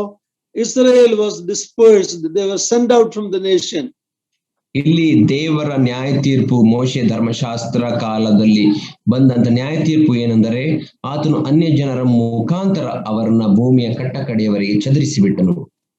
First the northern tribes, actually at this time they didn't go to the end of the earth. The northern tribe Israel, the 10 tribes were taken captive by the Assyrians. ಇಲ್ಲಿ ನಾವು ನೋಡುವಾಗ ಉತ್ತರ ರಾಜ್ಯವಾದಂತಹ ಇಸ್ರಾಯೇಲ್ 2 ರಾಜ್ಯವಾಗಿ ಒಡೆಯಲ್ಪಟ್ಟಿತು. ಉತ್ತರ ರಾಜ್ಯವಾದಂತಹ ಆ ಒಂದು ಉತ್ತರ ರಾಜ್ಯ ಇಸ್ರಾಯೇಲ್ ಅದು ಅಶ್ಶೂರ್ಯದ ರಾಜನಿಂದ ಸೆರೆ ಹಿಡಿಯಲ್ಪಟ್ಟು ಸೆರೆಗೆ ಒಯ್ಯಲ್ಪಡುವುದನ್ನು ನಾವು ನೋಡುತ್ತೇವೆ. ಇಲ್ಲಿ ಅವರು ಭೂಮಿಯ ಕಟ್ಟಕಡೆಯವರೆಗೆ ಇನ್ನೂ ಹರಡಿಕೊಳ್ಳಲಿಲ್ಲ. But then the southern kingdom, Judah, they also rebelled against God. Finally, God allowed Nebuchadnezzar, the Babylonian king, to come and take them captive, as we read in 2nd Chronicles. ನಾವು 2ನೇ ಪೂರ್ವಕಾಲ ವೃತ್ತಾಂತದಲ್ಲಿ ನಾವು ನೋಡುವಾಗ ದಕ್ಷಿಣ ರಾಜ್ಯವಾದಂತಹ ಯೂದ ರಾಜ್ಯ ಅದು ಕೂಡ ದೇವರಿಗೆ ಅವಿಧೇಯವಾದ ಕಾರಣ ದೇವರು ನೆಬೂಕದ್ನೆಚ್ಚರ ರಾಜನನ್ನ ಬಾಬೇಲಿನ ರಾಜನನ್ನ ಕಳಿಸಿ ಅವರನ್ನು ಕೂಡ ಸೆರೆಗೆ ಕಳುಹಿಸುವುದನ್ನು ನಾವು ನೋಡುತ್ತೇವೆ. The northern kingdom went taken by Assyrians and they never returned. ಆ ಉತ್ತರ ರಾಜ್ಯವಾದಂತಹ ಇಸ್ರಾಯೇಲ್ ಅದು ಅಶ್ಶೂರ್ಯರಿಂದ ಸೆರೆಗೆ ಒಯ್ಯಲ್ಪಟ್ಟಿತು, ಅದು ಮತ್ತೆ ಹಿಂತಿರುಗಲೇ ಇಲ್ಲ. But we read that some godly people from every tribe, they came to the southern kingdom of Judah. ಆದರೆ ನಾವು ಓದುವಾಗ ಕೆಲವು ದೇವರ ಜನರು ಆ ಒಂದು ಇಸ್ರಾಯೇಲ್ ಉತ್ತರ ರಾಜ್ಯವಾದ ಇಸ್ರಾಯೇಲ್ ದೇಶದಿಂದ ಯೂದ ದೇಶಕ್ಕೆ ಬರುವುದನ್ನು ನಾವು ನೋಡುತ್ತೇವೆ. And later Judah was taken exiled to Babylon. ನಂತರ ಯೂದ ರಾಜ್ಯವು ಕೂಡ ಬಾಬೆಲ್ ದೇಶಕ್ಕೆ ಸೆರೆಯಾಗಿ ಒಯ್ಯಲ್ಪಟ್ಟಿತು. They were supposed to obey the commandment, be the greatest nation on earth. ಅವರು ದೇವರ ಆಜ್ಞೆಗೆ ವಿಧೇಯರಾಗಿ ಭೂಮಿಯಲ್ಲೆಲ್ಲ ಉನ್ನತವಾದಂತ ರಾಜ್ಯವಾಗಬೇಕಾಗಿತ್ತು. But they became slaves. They were exiled by Assyria and Babylon. ಆದರೆ ಅವರು ಸೆರೆಯಾಳುಗಳಾಗಿ ಅಶ್ಶೂರ್ಯರಿಂದ ಮತ್ತು ಬಾಬೇಲಿನವರಿಂದ ಸೆರೆಗೆ ಒಯ್ಯಲ್ಪಟ್ಟರು. The judgment continued even today. When their scripture is read, there is a blinder before their eyes, as Paul explains in the New Testament. ಆ ಒಂದು ನ್ಯಾಯ ತೀರ್ಪು ಆ ಯುಗದಲ್ಲಿ ದೇವರು ಕೊಟ್ಟಂತ ನ್ಯಾಯ ತೀರ್ಪು ಅದು ಇಂದಿಗೂ ಮುಂದುವರಿಯುವುದಾಗಿ ಪೌಲನು ಹೇಳುವ ಹಾಗೆ ಅವರು ಧರ್ಮಶಾಸ್ತ್ರವನ್ನು ಓದುವಾಗ ಅವರ ಮುಖದ ಮತ್ತು ಅವರ ಹೃದಯದ ಮೇಲೆ ಒಂದು ತೆರೆಯು ದೇವರಿಂದ ಹಾಕಲ್ಪಟ್ಟಿದೆ ಎಂಬುದಾಗಿ ಪೌಲನು ಹೇಳುತ್ತಾನೆ. When you come to the last book of the Old Testament in our Bible, not the Hebrew Bible, in our Bible in Malachi 1:10, God is telling, I wish somebody shut the door of the temple. I don't want your sacrifice. ನಾವು ನಮ್ಮ ಸತ್ಯವೇದ ಇದು ಯಹೂದ್ಯರ ಸತ್ಯವೇದವಲ್ಲ, ನಮ್ಮ ಸತ್ಯವೇದದ ಹಳೆ ಒಡಂಬಡಿಕೆಯ ಕೊನೆ ಪುಸ್ತಕವಾದಂತ ಮಲಾಕಿಯ ಪುಸ್ತಕದ 1ನೇ ಅಧ್ಯಾಯದ 10ನೇ ವಚನದಲ್ಲಿ ನಾವು ನೋಡುವಾಗ ದೇವರು ಯಾರಾದರೂ ನನ್ನ ಆಲಯದ ಬಾಗಿಲನ್ನ ಮುಚ್ಚಿರಿ ಎಂಬುದಾಗಿ ಆತನು ಹೇಳುವುದನ್ನ ಮತ್ತು ನಾನು ನಿಮ್ಮ ಆರಾಧನೆಯನ್ನು ಮೆಚ್ಚುವುದಿಲ್ಲ ಎಂಬುದಾಗಿ ಅಲ್ಲಿ ಹೇಳುವುದನ್ನು ನಾವು ನೋಡುತ್ತೇವೆ. That was the judgment that came from God. ಅದೇ ದೇವರಿಂದ ಬಂದಂತ ನ್ಯಾಯ ತೀರ್ಪಾಗಿತ್ತು. Then from Malachi to Matthew, for 400 years, God never spoke to them through the prophets. ಮತ್ತು ನಂತರ ಮಲಾಕಿಯ ಗ್ರಂಥದಿಂದ ಹಿಡಿದು ಮತ್ತಾಯನ ಸುವಾರ್ತೆಯ ಪುಸ್ತಕದವರೆಗೂ ಸುಮಾರು 400 ವರ್ಷಗಳ ಆ ಒಂದು ಅಂತರವಿದೆ. ಆ ಒಂದು ಅಂತರದಲ್ಲಿ ದೇವರು ಯಾವ ಪ್ರವಾದಿಯ ಮೂಲಕವೂ ಇಸ್ರಾಯೇಲರೊಟ್ಟಿಗೆ ಮಾತನಾಡಲೇ ಇಲ್ಲ. Finally, that age was coming to an end when God sent John the Baptist as a forerunner of the Lord Jesus Christ. ಆ ಒಂದು ಯುಗದ ಅಂತ್ಯ ಯಾವಾಗ ಆಯಿತು ಎಂಬುದಾಗಿ ನಾವು ನೋಡುವಾಗ ದೇವರು ಯೇಸು ಕ್ರಿಸ್ತನಿಗೆ ಮುಂದೂತನಾಗಿ ಸ್ನಾನಿಕನಾದ ಯೋಹಾನನನ್ನ ಕಳಿಸಿದಾಗ ಆ ಯುಗದ ಅಂತ್ಯವಾಯಿತು. But actually that age extended till the church was started in Acts chapter 2. ಆ ಒಂದು is it dark age uncle? That age extended till the beginning of the church in Acts chapter 2. ಆ ಅಪೊಸ್ತಲ ಕೃತ್ಯ 2ನೇ ಅಧ್ಯಾಯದಲ್ಲಿ ಸಭೆಯು ಪ್ರಾರಂಭವಾಗುವವರೆಗೂ ಆ ಯುಗವು ಮುಂದುವರಿಯುವುದನ್ನು ನಾವು ನೋಡುತ್ತೇವೆ. So the gospel days are actually part of the Old Testament age of the law. ಆದ್ದರಿಂದ ನಾವು ಸುವಾರ್ತೆಯ ಯುಗ ಎಂಬುದಾಗಿ ಹೊಸ ಒಡಂಬಡಿಕೆಯಲ್ಲಿ ಯೇಸುಸ್ವಾಮಿ ಲೋಕದಲ್ಲಿ ಇದ್ದ ಸುವಾರ್ತೆ ಪುಸ್ತಕಗಳ ಕಾಲ ಅದನ್ನ ಈಗೀಗ when he was in this world, it is not the church age, it was still under the law. ಯೇಸು ಕ್ರಿಸ್ತನು ಈ ಲೋಕದಲ್ಲಿ ಇದ್ದದ್ದು ಮತ್ತು ಸುವಾರ್ತೆಗಳು ಬರೆಯಲ್ಪಟ್ಟಂತ ಆ ಯುಗವನ್ನ ಕೂಡ ನಾವು ಈ ಮೋಶೆಯ ಧರ್ಮಶಾಸ್ತ್ರದ ಯುಗದ ಒಂದು ಭಾಗವೆಂಬುದಾಗಿಯೇ ಪರಿಗಣಿಸುತ್ತೇವೆ. Jesus said, I did not come to remove the law, but I came to fulfill the law. ಯೇಸು ಕ್ರಿಸ್ತನು ಹೇಳಿದನು, ನಾನು ಧರ್ಮಶಾಸ್ತ್ರವನ್ನು ತೆಗೆದು ಹಾಕುವುದಕ್ಕೆ ಬಂದೇನೆ ಎಂಬುದಾಗಿ ನೆನೆಸಬೇಡಿರಿ, ಬದಲಾಗಿ ಅದನ್ನು ನೆರವೇರಿಸುವುದಕ್ಕೆ ಬಂದೇನೆ ಎಂದು ಹೇಳಿದನು. When Israel failed in that test, in that age, Jesus Christ came to fulfill the law. ಇಸ್ರಾಯೇಲರು ಆ ಮೋಶೆ ಧರ್ಮಶಾಸ್ತ್ರವನ್ನ ಕೈಕೊಂಡು ನಡೆಯುವುದರಲ್ಲಿ ಸೋತು ಹೋದದ್ದರಿಂದ ಯೇಸು ಕ್ರಿಸ್ತನು ಬಂದು ಆ ಧರ್ಮಶಾಸ್ತ್ರವನ್ನು ಸಂಪೂರ್ಣವಾಗಿ ಕೈಕೊಂಡು ನಡೆದನು. So in the age of law of Moses, we see God's command. ನಾವು ಈ ಮೋಶೆ ಧರ್ಮಶಾಸ್ತ್ರದ ಯುಗದಲ್ಲಿಯೂ ಕೂಡ ದೇವರ ಆಜ್ಞೆಯನ್ನು ನಾವು ನೋಡಿದೆವು. We see the failure of Israel. ಮತ್ತೆ ಇಸ್ರಾಯೇಲರ ಸೋಲುವಿಕೆಯನ್ನು ನಾವು ನೋಡಿದೆವು. We see the judgment of God on Israel. ನಾವು ಇಸ್ರಾಯೇಲರ ಮೇಲೆ ದೇವರ ನ್ಯಾಯ ತೀರ್ಪನ್ನು ಕೂಡ ನಾವು ನೋಡಿದೆವು. And again we see the grace of God even when man failed. ಈ ಮನುಷ್ಯನು ಸೋತು ಹೋದಾಗಲೂ ಕೂಡ ದೇವರ ಕೃಪೆಯು ಅವನಿಗೆ ಕೊಡಲ್ಪಟ್ಟದ್ದನ್ನು ನಾವು ನೋಡುತ್ತೇವೆ. The wonderful God we have in the midst of all our failures, he continued to show God's grace to a fallen man. ಎಂಥ ಅದ್ಭುತವಾದ ದೇವರು ನಮ್ಮ ದೇವರಾಗಿದ್ದಾನೆ ನೋಡಿರಿ. ಮಾನವನು ಆತನು ಕ್ರಮೇಣವಾಗಿ ಆತನು ಸೋಲುತ್ತಾ ಬಂದರೂ ತನ್ನ ಕೃಪೆಯನ್ನ ಮಾನವನ ಕಡೆಗೆ ತೋರಿಸುವುದನ್ನ ದೇವರು ನಿಲ್ಲಿಸಲಿಲ್ಲ. So far in every age man continued to fail. ಆದ್ದರಿಂದ ಪ್ರತಿಯೊಂದು ಯುಗದಲ್ಲಿಯೂ ಮಾನವನು ಸೋಲುವುದನ್ನು ಮುಂದುವರಿಸಿದನು. So what is the grace God has shown in this age, at the end of this age? ಈ ಒಂದು ಮೋಶೆ ಧರ್ಮಶಾಸ್ತ್ರದ ಯುಗದ ಅಂತ್ಯದಲ್ಲಿ ದೇವರು ತೋರಿಸಿದ ಕರುಣೆ ಅಥವಾ ಕೃಪೆ ಏನಾಗಿತ್ತು? Matthew 1:1. ಮತ್ತಾಯ 1ನೇ ಅಧ್ಯಾಯ 1ನೇ ವಚನ. And Mark 1:1. Read those two verses. Mark 1ನೇ ಅಧ್ಯಾಯ 1ನೇ ವಚನ. ಆ ಒಂದು ವಚನಗಳನ್ನ ಓದಿಕೊಳ್ಳೋಣ. ಮತ್ತಾಯ 1:1. ಯೇಸು ಕ್ರಿಸ್ತನ ವಂಶಾವಳಿಯು, ಆತನು ದಾವೀದನ ವಂಶದವನು, ದಾವೀದನು ಅಬ್ರಹಾಮನ ವಂಶದವನು. ಮಾರ್ಕ 1ನೇ ಅಧ್ಯಾಯ 1ನೇ ವಚನ. ದೇವಕುಮಾರನಾದ ಯೇಸು ಕ್ರಿಸ್ತನ ವಿಷಯವಾದ ಸ್ವಾರ್ಥೆಯ ಪ್ರಾರಂಭವು. So when man failed, Israel failed, God sent his son who will never fail. ಆದ್ದರಿಂದ ಇಸ್ರಾಯೇಲರು ಸೋತು ಹೋದಾಗ ದೇವರು ತನ್ನ ಮಗನನ್ನ ಕಳುಹಿಸಿಕೊಟ್ಟನು, ಆತನು ಎಂದಿಗೂ ಸೋಲುವವನಲ್ಲ. The beginning of the gospel of the Son of God. ಯೇಸು ದೇವರ ಮಗನ ಕುರಿತಾದಂತಹ ಸುವಾರ್ತೆಯ ಪ್ರಾರಂಭ. And Matthew, when our New Testament opens, it links it with the Old Testament. ನಾವು ಮತ್ತಾಯನ ಸುವಾರ್ತೆಯನ್ನು ನಾವು ನೋಡುವಾಗ ಹೊಸ ಒಡಂಬಡಿಕೆಯು ಪ್ರಾರಂಭವಾಗುವಾಗ ಮತ್ತಾಯನ ಸುವಾರ್ತೆಯು ಹಳೆ ಒಡಂಬಡಿಕೆಯೊಟ್ಟಿಗೆ ಸಂಬಂಧವನ್ನ ಕಲ್ಪಿಸುತ್ತದೆ. We see Jesus Christ, the son of Abraham. ಅಲ್ಲಿ ನಾವು ಯೇಸು ಕ್ರಿಸ್ತನನ್ನ ಅಬ್ರಹಾಮನ ಮಗನು ಎಂಬುದಾಗಿ ಕರೆದಿರುವುದನ್ನು ನಾವು ನೋಡುತ್ತೇವೆ. Abraham's son means like Isaac, he had to go to the sacrificing altar. ಅಬ್ರಹಾಮನ ಮಗನು ಎಂಬುದಾಗಿ ಹೇಳುವುದರ ಅರ್ಥ ಈಸಾಕನನ್ನ ಅಬ್ರಹಾಮನು ಸಮರ್ಪಿಸಿದ ಹಾಗೆ ಯೇಸು ಕ್ರಿಸ್ತನು ಕೂಡ ಆತನು ಆ ಒಂದು ಯಜ್ಞವಾಗಿ ಬಲಿಪೀಠಕ್ಕೆ ಹೋಗಬೇಕಾಗಿತ್ತು. That is why John said, behold the lamb of God that takes away the sin of the whole world. ಆದ್ದರಿಂದ ಸ್ನಾನಿಕನಾದ ಯೋಹಾನನು ಹೇಳುವ ಹಾಗೆ, ಅಗೋ ದೇವರು ಯಜ್ಞಕ್ಕೆ ನೇಮಿಸಿದ ಕುರಿಮರಿ ಲೋಕದ ಪಾಪವನ್ನು ಹೊರುತ್ತಾನೆ ಎಂಬುದಾಗಿ ಆತನು ಹೇಳಿದನು. So when Israel failed, God sent his son in full of grace and truth. ಆದ್ದರಿಂದ ಇಸ್ರಾಯೇಲರು ಸೋತು ಹೋದಾಗ ದೇವರು ತನ್ನ ಮಗನನ್ನ ಕೃಪೆಯಿಂದ ಮತ್ತು ಸತ್ಯದಿಂದ ತುಂಬಿದವನಾಗಿ ಆತನನ್ನ ಕಳಿಸಿಕೊಟ್ಟನು. Now the sixth age, ಈಗ 6ನೇ ಯುಗ, it starts with Acts chapter 2. ಅದು ಅಪೊಸ್ತಲರ ಕೃತಿ 2ನೇ ಅಧ್ಯಾಯದಿಂದ ಪ್ರಾರಂಭವಾಗುತ್ತದೆ.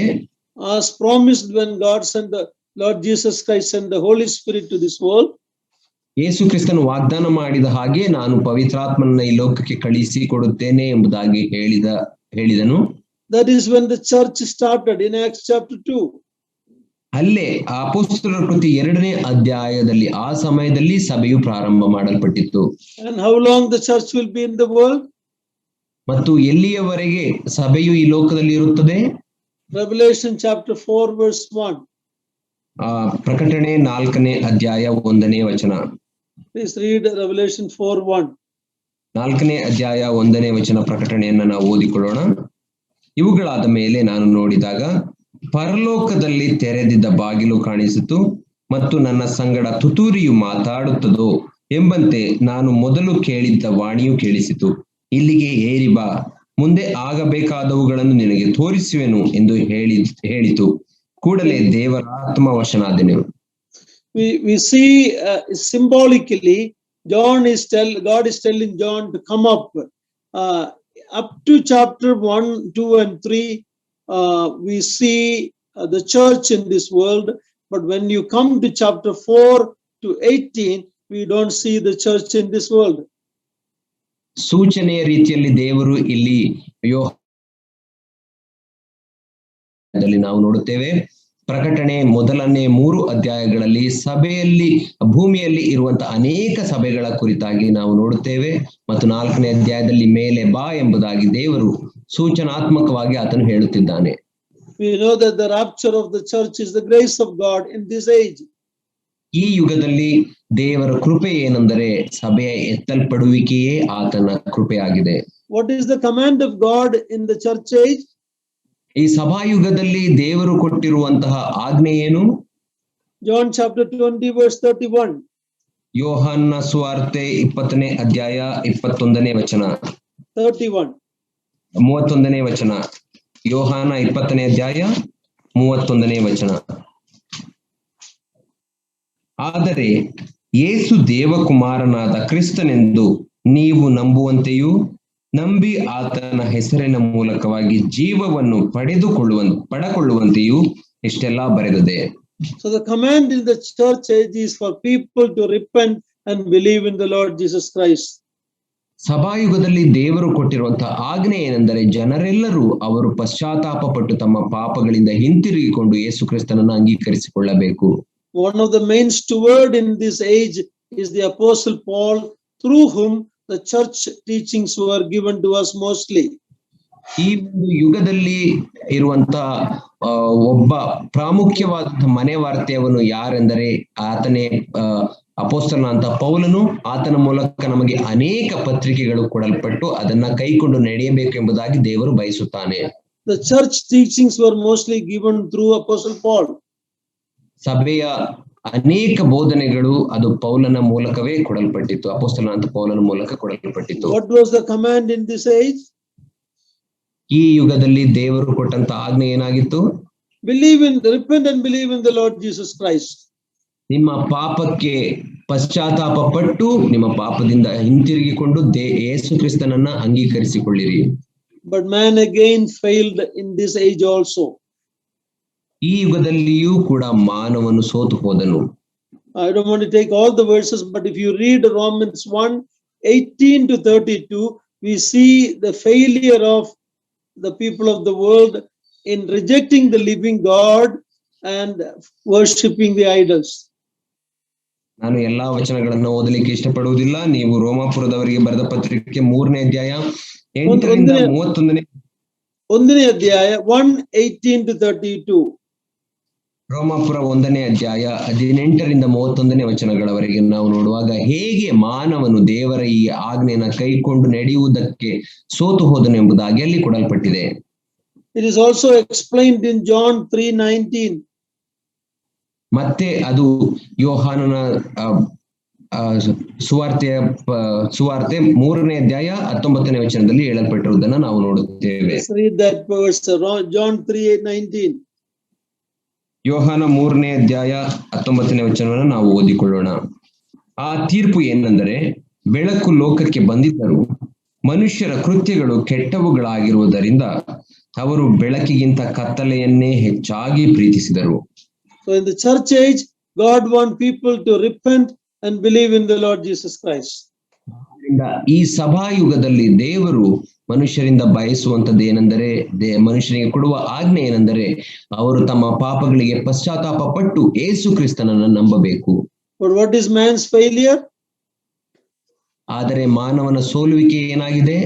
They continue to become idol worshippers. ಅವರು ಮೂರ್ತಿ ಪೂಜೆ ಅಥವಾ ವಿಗ್ರಹ ಆರಾಧನೆಯಲ್ಲಿ ಮುಂದುವರಿಯುತ್ತಿದ್ದಾರೆ. They ಸತ್ಯವನ್ನು ಅಣಗಿಸುತ್ತಾರೆ. They suppress the truth. ಅವರು ಸತ್ಯವನ್ನ ಅಣಗಿಸುವವರಾಗಿದ್ದಾರೆ. The light came into the world, but they loved darkness. ಬೆಳಕು ಲೋಕಕ್ಕೆ ಬಂತು, ಆದರೆ ಅವರು ಕತ್ತಲೆಯನ್ನ ಪ್ರೀತಿಸಿದರು. You and I are living in this age right now. ನಾನು ನೀವು ಈ ಸಭಾಯುಗದಲ್ಲಿ ಈಗ ವಾಸಿಸುತ್ತಾ ಇದ್ದೇವೆ. It is the age of grace or it is the church age. ಇದು ಕೃಪೆಯ ಯುಗವಾಗಿದೆ ಅಥವಾ ಸಭಾಯುಗವಾಗಿದೆ. That doesn't mean there was no grace in the earlier dispensation. ಅದರ ಅರ್ಥ ಹಳೆಯ ಯುಗಗಳಲ್ಲಿ ಕೃಪೆ ಇರಲಿಲ್ಲ ಎಂಬುದಾಗಿ ಅರ್ಥ ಅಲ್ಲ. As we have seen in each age, God's grace we saw. ಪ್ರತಿಯೊಂದು ಯುಗದಲ್ಲಿಯೂ ನಾವು ದೇವರ ಕೃಪೆಯನ್ನ ನೋಡುತ್ತಾ ಬಂದೆವು. We read Noah found grace in God's sight. ನಾವು ನೋಡುವಾಗ ನೋಹನು ದೇವರ ದೃಷ್ಟಿಯಲ್ಲಿ ಕೃಪೆಯನ್ನ ಕಂಡುಕೊಂಡನು. Then why is this age called the age of the grace? ಹಾಗಾದರೆ ಈ ಯುಗವನ್ನ ಯಾಕೆ ದೇವರು ಕೃಪಾಯುಗ ಎಂಬುದಾಗಿ ಕರೆಯುತ್ತಾನೆ? Because we read Jesus Christ came full of grace and truth. ಯಾಕಂದರೆ ನಾವು ನೋಡುವಾಗ ಯೇಸು ಕ್ರಿಸ್ತನು ಆತನು ಕೃಪೆಯಿಂದಲೂ ಸತ್ಯದಿಂದಲೂ ತುಂಬಿದವನಾಗಿ ಬಂದನು. Jesus Christ came to demonstrate the grace of God for you and I on the cross of Calvary. ಯೇಸು ಕ್ರಿಸ್ತನು ನನಗೆ ನಿಮಗೆ ದೇವರ ಕೃಪೆಯನ್ನ ಪರಿಪೂರ್ಣವಾಗಿ ತೋರಿಸಬೇಕು ಎಂಬುದಾಗಿ ಆ ಕ್ರೂಜೆ ಮೇಲೆ ಅದನ್ನ ನಮಗೆ ತೋರಿಸಿದನು. But again, like we see, man failed in the church age. ನಾವು ನೋಡುವ ಹಾಗೆ ಈ ಸಭಾಯುಗದಲ್ಲಿಯೂ ಕೂಡ ಮಾನವನು ಸೋತು ಹೋದನು. But then again God is showing his grace. ಆದರೆ ಮತ್ತೆ ದೇವರು ತನ್ನ ಕೃಪೆಯನ್ನು ತೋರಿಸುತ್ತಾ ಇದ್ದಾನೆ. To the believers like you and I who believed, 1 Thessalonians 4 says the Lord is going to come and rapture us. ನಾನು ನೀವು ನನ್ನಂತ ನಿಮ್ಮಂತ ನಂಬುವಂತ ವಿಶ್ವಾಸಿಗಳಿಗೆ ದೇವರ ಕೃಪೆಯನ್ನು ತೋರಿಸುವವನಾಗಿ ಸಭೆಯನ್ನ ಎತ್ತಲ್ಪಡುವುದಕ್ಕಾಗಿ 1 ಥೆಸಲೋನಿಕದವರಿಗೆ ಬರೆದ ಪತ್ರಿಕೆಯಲ್ಲಿ ಹೇಳುವ ಹಾಗೆ ಆತನು ಬರುತ್ತಾನೆ. John 14 says he is preparing a place, he is coming to take us that we may be where he is. ಯೋಹಾನ ಸುವಾರ್ತೆ 14ನೇ ಅಧ್ಯಾಯದಲ್ಲಿ ನಾವು ನೋಡುವಾಗ ಕರ್ತನು ಆತನು ತಾನಿರುವಲ್ಲಿಯೇ ನಮ್ಮನ್ನ ಇರಿಸಿಕೊಳ್ಳುವುದಕ್ಕಾಗಿ ಸ್ಥಳವನ್ನ ಸಿದ್ಧ ಮಾಡಲಿಕ್ಕೆ ಹೋಗಿದ್ದಾನೆ.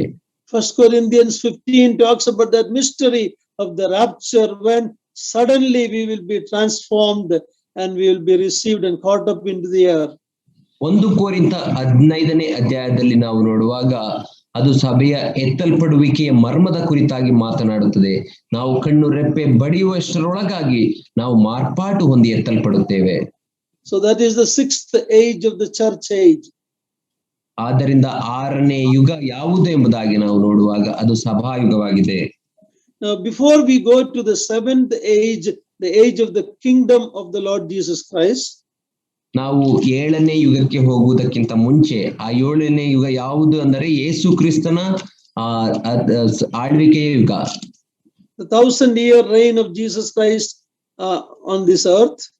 ಯೇಸು ಕ್ರಿಸ್ತನ ಈ ಭೂಮಿಯ ಮೇಲಿನ 1000 ವರ್ಷದ ಆಳ್ವಿಕೆಯ ಯುಗ. The detail of that 1000-year reference is given in Revelation 20.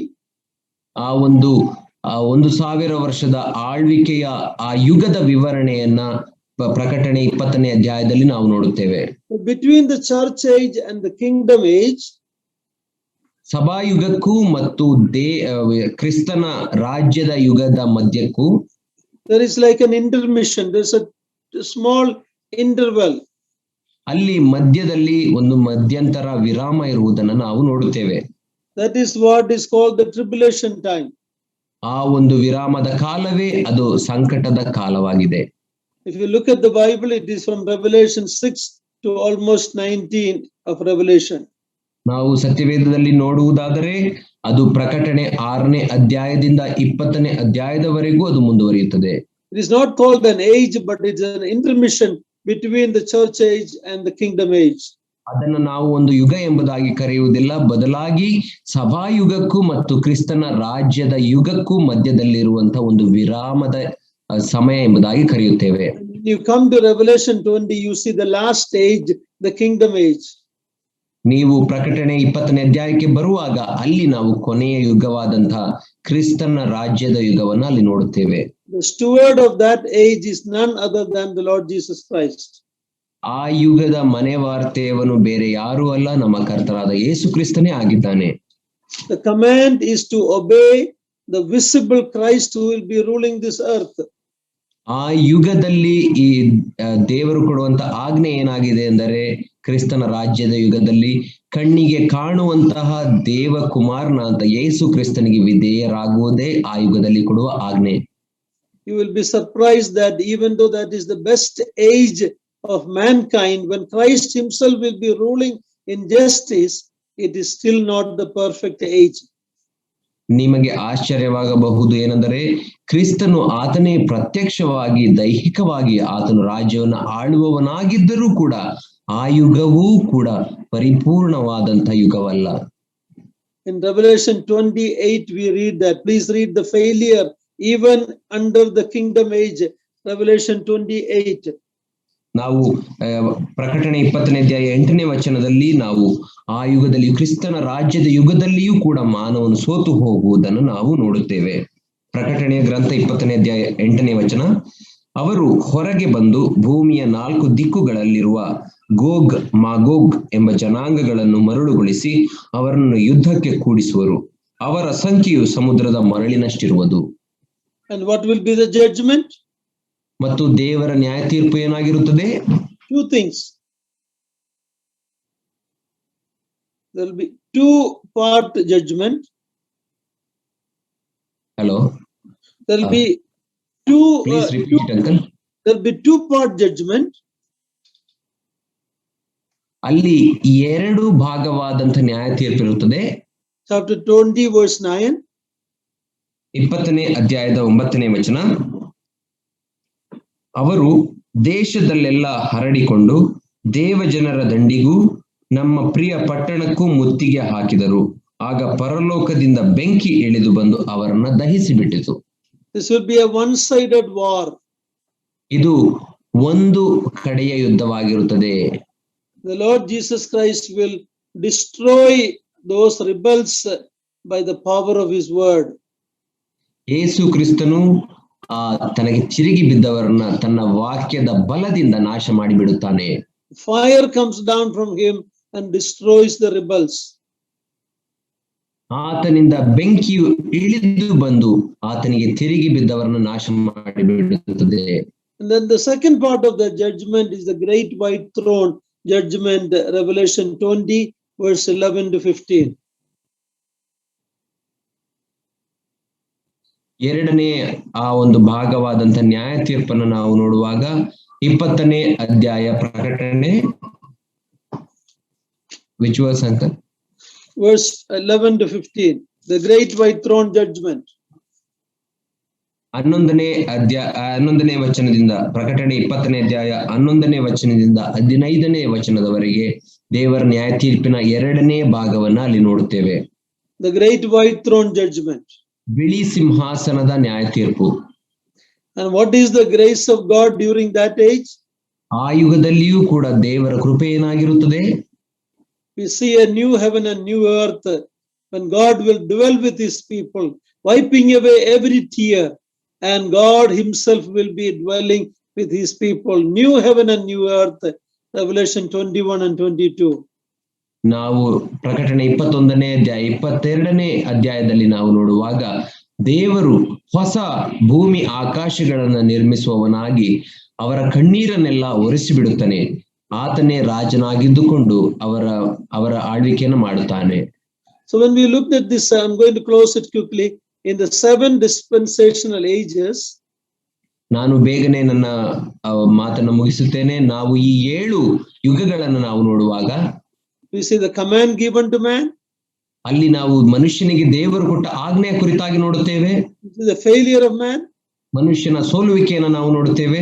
The judgment that followed. ಮತ್ತು ಅದರಿಂದ ಬಂದಂತ ದೇವರ ನ್ಯಾಯ ತೀರ್ಪನ್ನು ನಾವು ನೋಡುತ್ತೇವೆ. Yet God's grace demonstrated to a failed man. ಆದರೂ ಸೋತು ಹೋದಂತ ಮನುಷ್ಯನಿಗೆ ದೇವರು ತನ್ನ ಕೃಪೆಯನ್ನ ಆತನು ತೋರಿಸುವುದನ್ನು ನೋಡುತ್ತೇವೆ. So first the age of innocence. ಮೊದಲನೇದಾಗಿ ಅದು ಮುಗ್ಧತೆಯ ಯುಗ. The age of conscience. ಎರಡನೇದಾಗಿ ಮನಸ್ಸಾಕ್ಷಿಯ ಯುಗ. The age of human government. ಮೂರನೇದು ಮನುಷ್ಯನ ಅಧಿಕಾರದ ಯುಗ. And fourthly, the promise given through Abraham. ಮತ್ತು ನಾಲ್ಕನೆಯದು ಅದು ವಾಗ್ದಾನದ ಯುಗ, ಅಬ್ರಹಾಮನ ಮೂಲಕ ಬಂದ ವಾಗ್ದಾನದ ಯುಗ.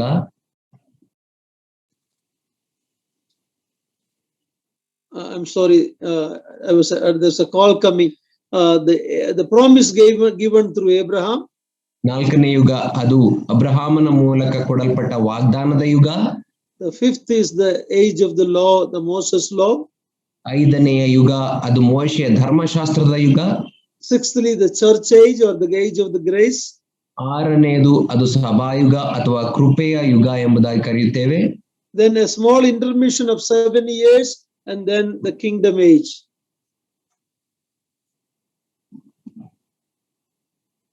ಮತ್ತು 7 ವರ್ಷಗಳ ಕಾಲದ ಆ ಮಹಾಸಂಕಟ ಕಾಲದ ಆ ವಿರಾಮದ ಸಮಯವನ್ನು ನಾವು ನೋಡುತ್ತೇವೆ. ನಂತರ 70ly the kingdom age, when none other than Christ himself will be ruling this world. ಕಡೆಯದಾಗಿ 7ನೇ ಯುಗವನ್ನು ನಾವು ನೋಡುತ್ತೇವೆ. ಆ 7ನೇ ಯುಗದಲ್ಲಿ ಕ್ರಿಸ್ತನ ರಾಜ್ಯದ ಯುಗ, ಕರ್ತನೇ ಆತನು ಅಧಿಕಾರಿಯಾಗಿ ಈ ಲೋಕವನ್ನು ಆಳುತ್ತಾನೆ. Then we see eternity to come, Revelation 21 and 22. ನಾವು ಪ್ರಕಟಣೆ 21 ಮತ್ತು 22ನೇ ಅಧ್ಯಾಯವನ್ನು ನಾವು ನೋಡುವಾಗ ನಿತ್ಯತ್ವವು ಬರುವುದನ್ನು ಅಲ್ಲಿ ನಾವು ನೋಡುತ್ತೇವೆ. Dividing the Bible like this will help us to understand things better. ಸತ್ಯವೇದವನ್ನ ಈ ರೀತಿ ವಿಭಾಗಿಸುವಾಗ ನಾವು ದೇವರ ವಾಕ್ಯವನ್ನು ಅರ್ಥ ಮಾಡಿಕೊಳ್ಳಲಿಕ್ಕೆ ಸಹಾಯವಾಗುತ್ತದೆ. So if you look at the chapters and the books in the Bible, ನಾವು ಆದ್ದರಿಂದ ಸತ್ಯವೇದದಲ್ಲಿರುವಂತಹ ಅಧ್ಯಾಯಗಳು ಮತ್ತು ಪುಸ್ತಕಗಳನ್ನು ನೋಡಿಕೊಂಡೆವು. Genesis 1 and 2 is the age of innocence. ಆದಿಕಾಂಡ 1, 2 ಅದು ಮುಗ್ಧತೆಯ ಯುಗ. Chapter 3 to 8 of Genesis, age of conscience. ಆದಿಕಾಂಡ 3ನೇ ಅಧ್ಯಾಯದಿಂದ 8ನೇ ಅಧ್ಯಾಯದವರೆಗೆ ಅದು ಮನಸಾಕ್ಷಿಯ ಯುಗ. Chapter 9 is the age of government. 9ನೇ ಅಧ್ಯಾಯ ಆದಿಕಾಂಡ ಅದು ಮಾನವನ ಅಧಿಕಾರದ ಯುಗ. Of course, it goes all the way till Christ comes and rule this world. ಅದು ಎಲ್ಲಿಯವರೆಗೆ ಮುಂದುವರಿಯುತ್ತದೆ ಅಂದರೆ ಕ್ರಿಸ್ತನು ಈ ಲೋಕಕ್ಕೆ ಬಂದು ಆಳ್ವಿಕೆಯನ್ನು ನಡೆಸುವವರೆಗೂ ಮುಂದುವರಿಯುತ್ತದೆ. The promise age of Abraham starts from Genesis 12 to Exodus 19. ಆ ಒಂದು ಅಬ್ರಹಾಮನ ವಾಗ್ದಾನದ ಯುಗ ಅದು ಆದಿಕಾಂಡ 12ನೇ ಅಧ್ಯಾಯದಿಂದ ವಿಮೋಚನ ಕಾಂಡ 28ನೇ ಅಧ್ಯಾಯದವರೆಗೆ ಮುಂದುವರಿಯುತ್ತದೆ. The law starts from Exodus 20 all the way to Acts chapter 1. ಆ ಒಂದು ಮೋಶೆಯ ಧರ್ಮಶಾಸ್ತ್ರದ ಯುಗ ಅದು ವಿಮೋಚನ ಕಾಂಡ 20ನೇ ಅಧ್ಯಾಯದಿಂದ ಅಪೊಸ್ತಲರ ಕೃತ್ಯ 2ನೇ ಅಧ್ಯಾಯದವರೆಗೆ ಅದು ಮುಂದುವರಿಯುತ್ತದೆ. The church age starts from Acts 2 to Revelation 4. ಮತ್ತು ಸಭಾಯುಗ ಅದು ಅಪೊಸ್ತಲರ ಕೃತ್ಯ 2ನೇ ಅಧ್ಯಾಯದಿಂದ ಪ್ರಕಟಣೆ 4ನೇ ಅಧ್ಯಾಯದವರೆಗೆ ಮುಂದುವರಿಯುತ್ತದೆ. The intermission tribulation time, Revelation 6 to Revelation 19. ಮತ್ತು ಆ ಒಂದು ಮಧ್ಯಂತರ ಕಾಲ ಅದು ಆ ಪ್ರಕಟಣೆ 9ನೇ 6 to 19. 6ನೇ ಅಧ್ಯಾಯದಿಂದ 19ನೇ ಅಧ್ಯಾಯದವರೆಗೆ ಮುಂದುವರಿಯುತ್ತದೆ. The kingdom age is Revelation 20. ಮತ್ತು ಕ್ರಿಸ್ತನ ಆಳ್ವಿಕೆಯ ಯುಗ ಅದು ಪ್ರಕಟಣೆ 20ನೇ ಅಧ್ಯಾಯ. The eternity is Revelation 21 and 22. ಮತ್ತು ನಿತ್ಯದ ಆಳ್ವಿಕೆ ಅದು ಪ್ರಕಟಣೆ 21 ಮತ್ತು 22ನೇ ಅಧ್ಯಾಯ. What a wonderful book that God has given us to reveal us God's plan for the ages. ದೇವರು ಯುಗಗಳ ಕುರಿತಾಗಿ ತನ್ನ ಯೋಜನೆಯನ್ನ ಪ್ರಕಟಪಡಿಸುವುದಕ್ಕಾಗಿ ಅಂತ ಅದ್ಭುತ ಪುಸ್ತಕವನ್ನು ನಮ್ಮ ಕೈಗೆ ಕೊಟ್ಟಿದ್ದಾನೆ ನೋಡಿರಿ. Lord willing, next week we look at a little bit more truth about the ages of dispensation. ದೇವರ ಚಿತ್ತವಿರುವುದಾದರೆ ಮುಂದಿನ ವಾರಗಳಲ್ಲಿ ನಾವು ಈ ಒಂದು ಯುಗಗಳ ಕುರಿತಾಗಿ ಇನ್ನೂ ಹೆಚ್ಚು ತಿಳಿದುಕೊಳ್ಳೋಣ. Learn to rightly divide the word of God and learn. ದೇವರ ವಾಕ್ಯವನ್ನ ಸರಿಯಾಗಿ ವಿಭಾಗ ಮಾಡಿ ಅದನ್ನ ಅಧ್ಯಯನ ಮಾಡುವುದನ್ನ ಕಲಿತುಕೊಳ್ಳಿರಿ. Then the revelation will become clearer for us.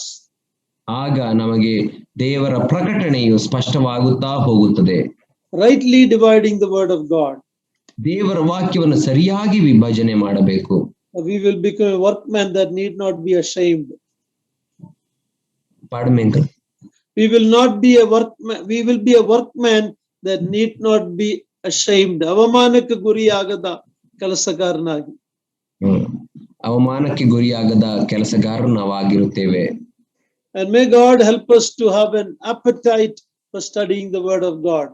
ಆದ್ದರಿಂದ ದೇವರು ತನ್ನ ವಾಕ್ಯವನ್ನ ಅಧ್ಯಯನ ಮಾಡುವಂತಹ ಆ ಒಂದು ಹಸಿವನ್ನ ನಮ್ಮೆಲ್ಲರಲ್ಲಿ ಹುಟ್ಟಿಸಲಿ. What a wonderful God, in spite of all our failures, His grace comes through. ಎಂಥ ಅದ್ಭುತವಾದಂಥ ದೇವರು ನಮ್ಮ ಸೋಲುವಿಕೆಗಳ ಮಧ್ಯದಲ್ಲಿಯೂ ಆತನ ಕೃಪೆಯು ನಮಗೆ ತೋರಿಸಲ್ಪಡುತ್ತದೆ.